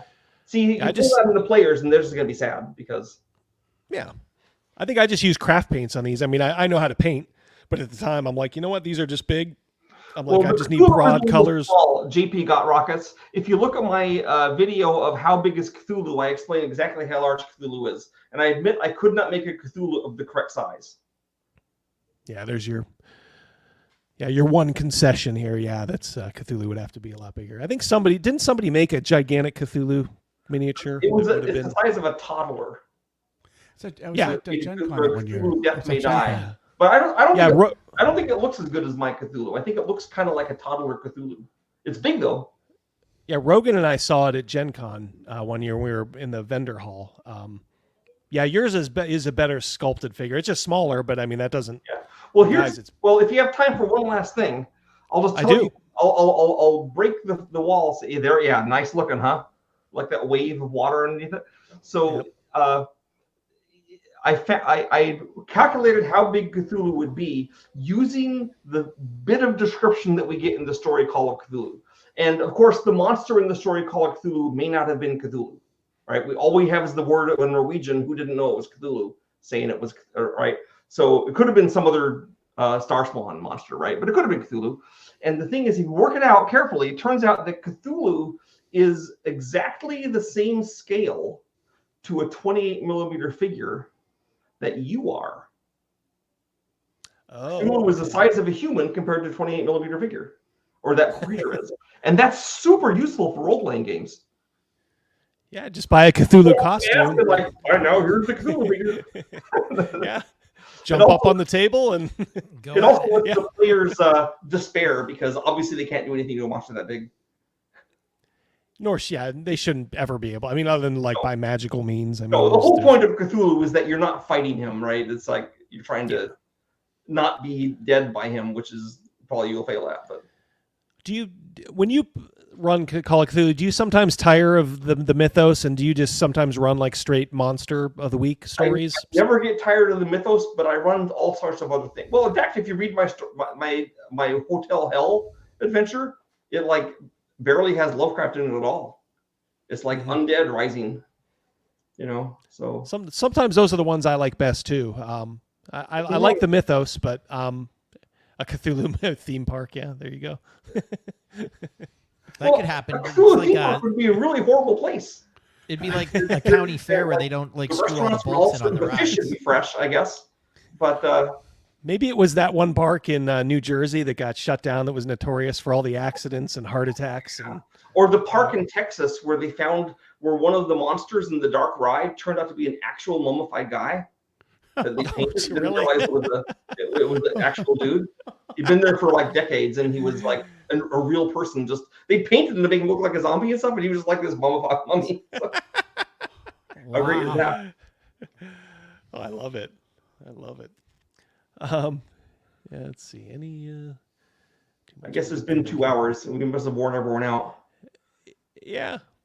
Well, like I said, we'd love to have you back at some point. Sure. Sandy, you were great. Big shout out to your wife. Yeah. For making a cameo tonight. Thank her for the cameo. Yeah.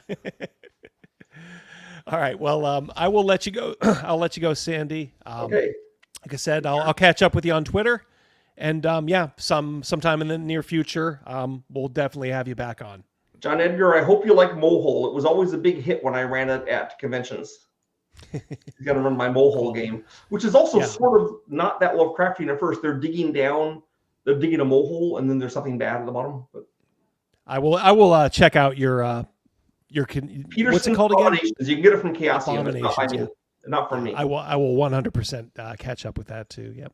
Yeah, it has like gang violence with Seth Agawa and all kinds of things. It's full of fun. All right. Well, thank you so much, Sandy. We'll let you go, and You've been a great guest. Very entertaining. Thank you. Very much so. Thank you, Sandy. All right. Take care, and we will we'll catch up with you in the future. Yeah. All right. There you go.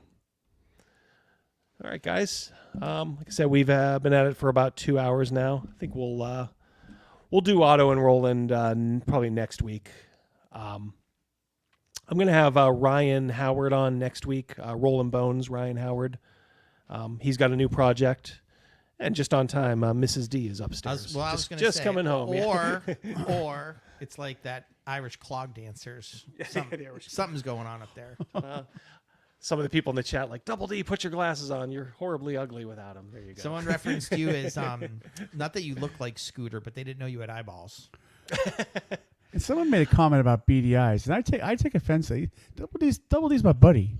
Well, I have like Swedish eyes. I have those kind of eyes that they're like really sensitive to light. So they, I'm Jim always McMahon.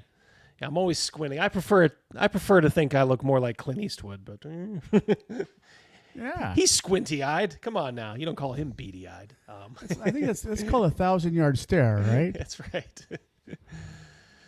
All right, guys. You guys were great.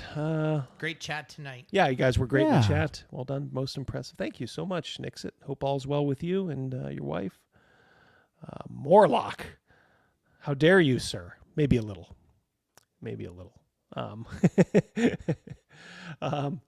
2 weeks from now, Double D will break out a Ouija board. Did you see that and talk to Gary Gygax? Ooh. Jerry Harris. Good idea, Jerry. Yeah. Well, what's the spooky place up there in New York that people like to go to? Oh yeah, the Lilydale. Yes. Road trip to Lilydale. Lilydale, yeah, that's where all the psychics do their business. Yeah, we'll do a live road trip. Yeah. There. I was telling Crazy Mouse I want to do a live stream with him. Yep. Well, while he's dashing, so we're maybe one of these days. Ooh. Maybe. I was trying to warn Double D. He'd be very bored. Well, I think us two together. I think it'd be a hoot. Yeah, I think we like a Thelma and Louise or something. Yeah. Although I never saw Thelma and Louise. I just know that those were some fed up chicks, and then they drove off a cliff. Yeah. That won't be us. No. We're just gonna drive to McDonald's, Wendy's, all that stuff, and around and around and around. Yep. Oops. Yeah. Graham, great show. Thank you. Yep. You guys were great. Yeah, Sandy's a really cool dude.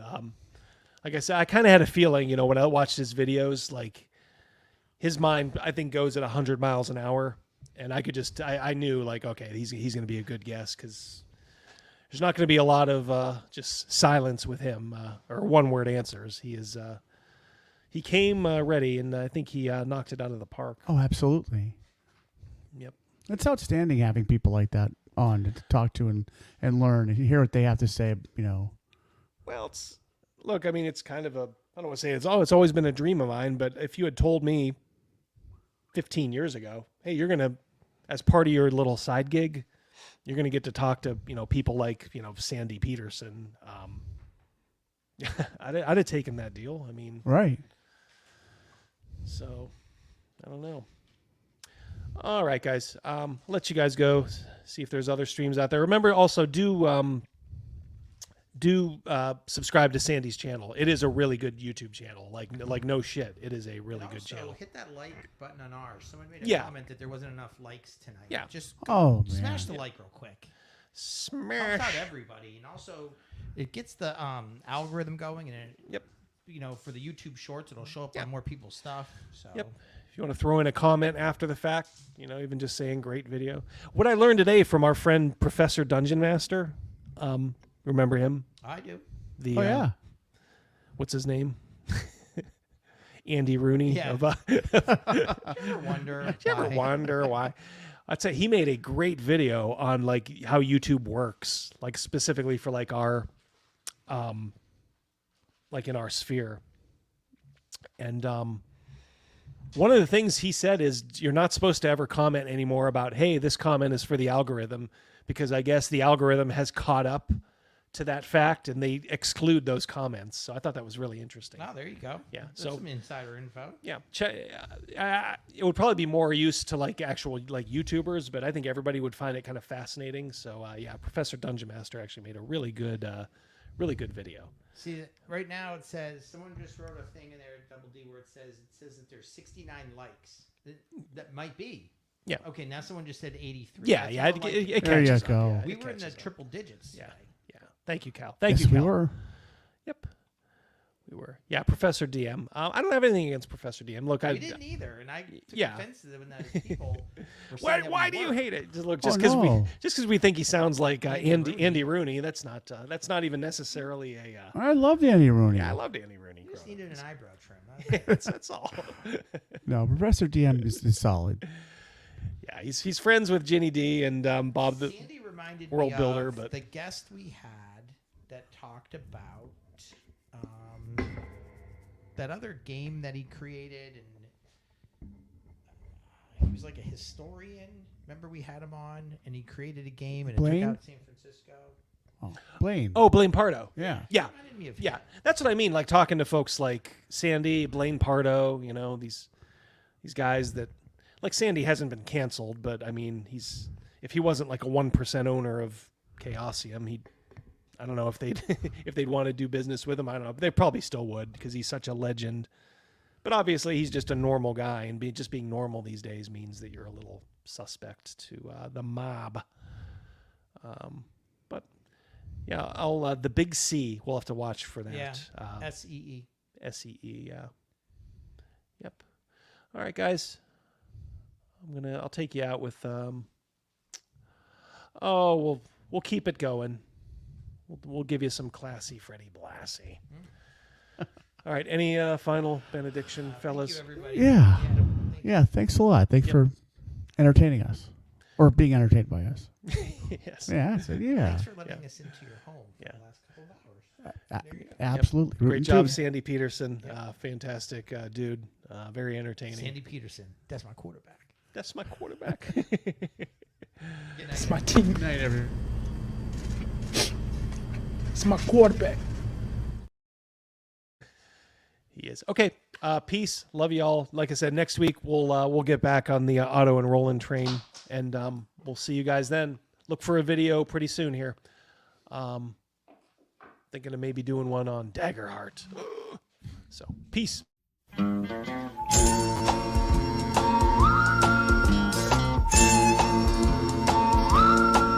Back when I was a kid, life was going swell. Till something happened. Blew everything to hell. That night my daddy stumbled in, all pale and weak. Said a woman up the block just gave birth to a geek. Mom said, sell it to the circus. What the heck? Dad said, nope, this one's a pencil neck. And if there's one thing lower than a sideshow freak, it's a gritty, scum-sucking pencil neck geek. You see, if you take a pencil that won't hold lead, it looks like a pipe cleaner attached to a head. Add a buggy whip body with a brain that leaks. You got yourself a grit-eating pencil neck geek. Pencil neck geek, grit-eating freak, scum-sucking pea-head with a lousy physique. He's a one-man, no-gut, losing streak. Nothing but a pencil neck geek. Pencil neck geek. Soon the geeks were popping up all over town. You couldn't hardly sneeze without knocking one down. After a nice juicy steak, if you need a toothpick, just reach for a geek. They'll do the trick. One day we cut one up for fish bait. Learned our lesson just a little bit late. Soon as the geek hit the drink, the water turned red. Next day, sure enough, all the fish were dead. Pencil neck geek, grit-eating freak, scum-sucking pea-head with a lousy physique. He's a one-man, no-gut, losing streak. Nothing but a pencil neck geek.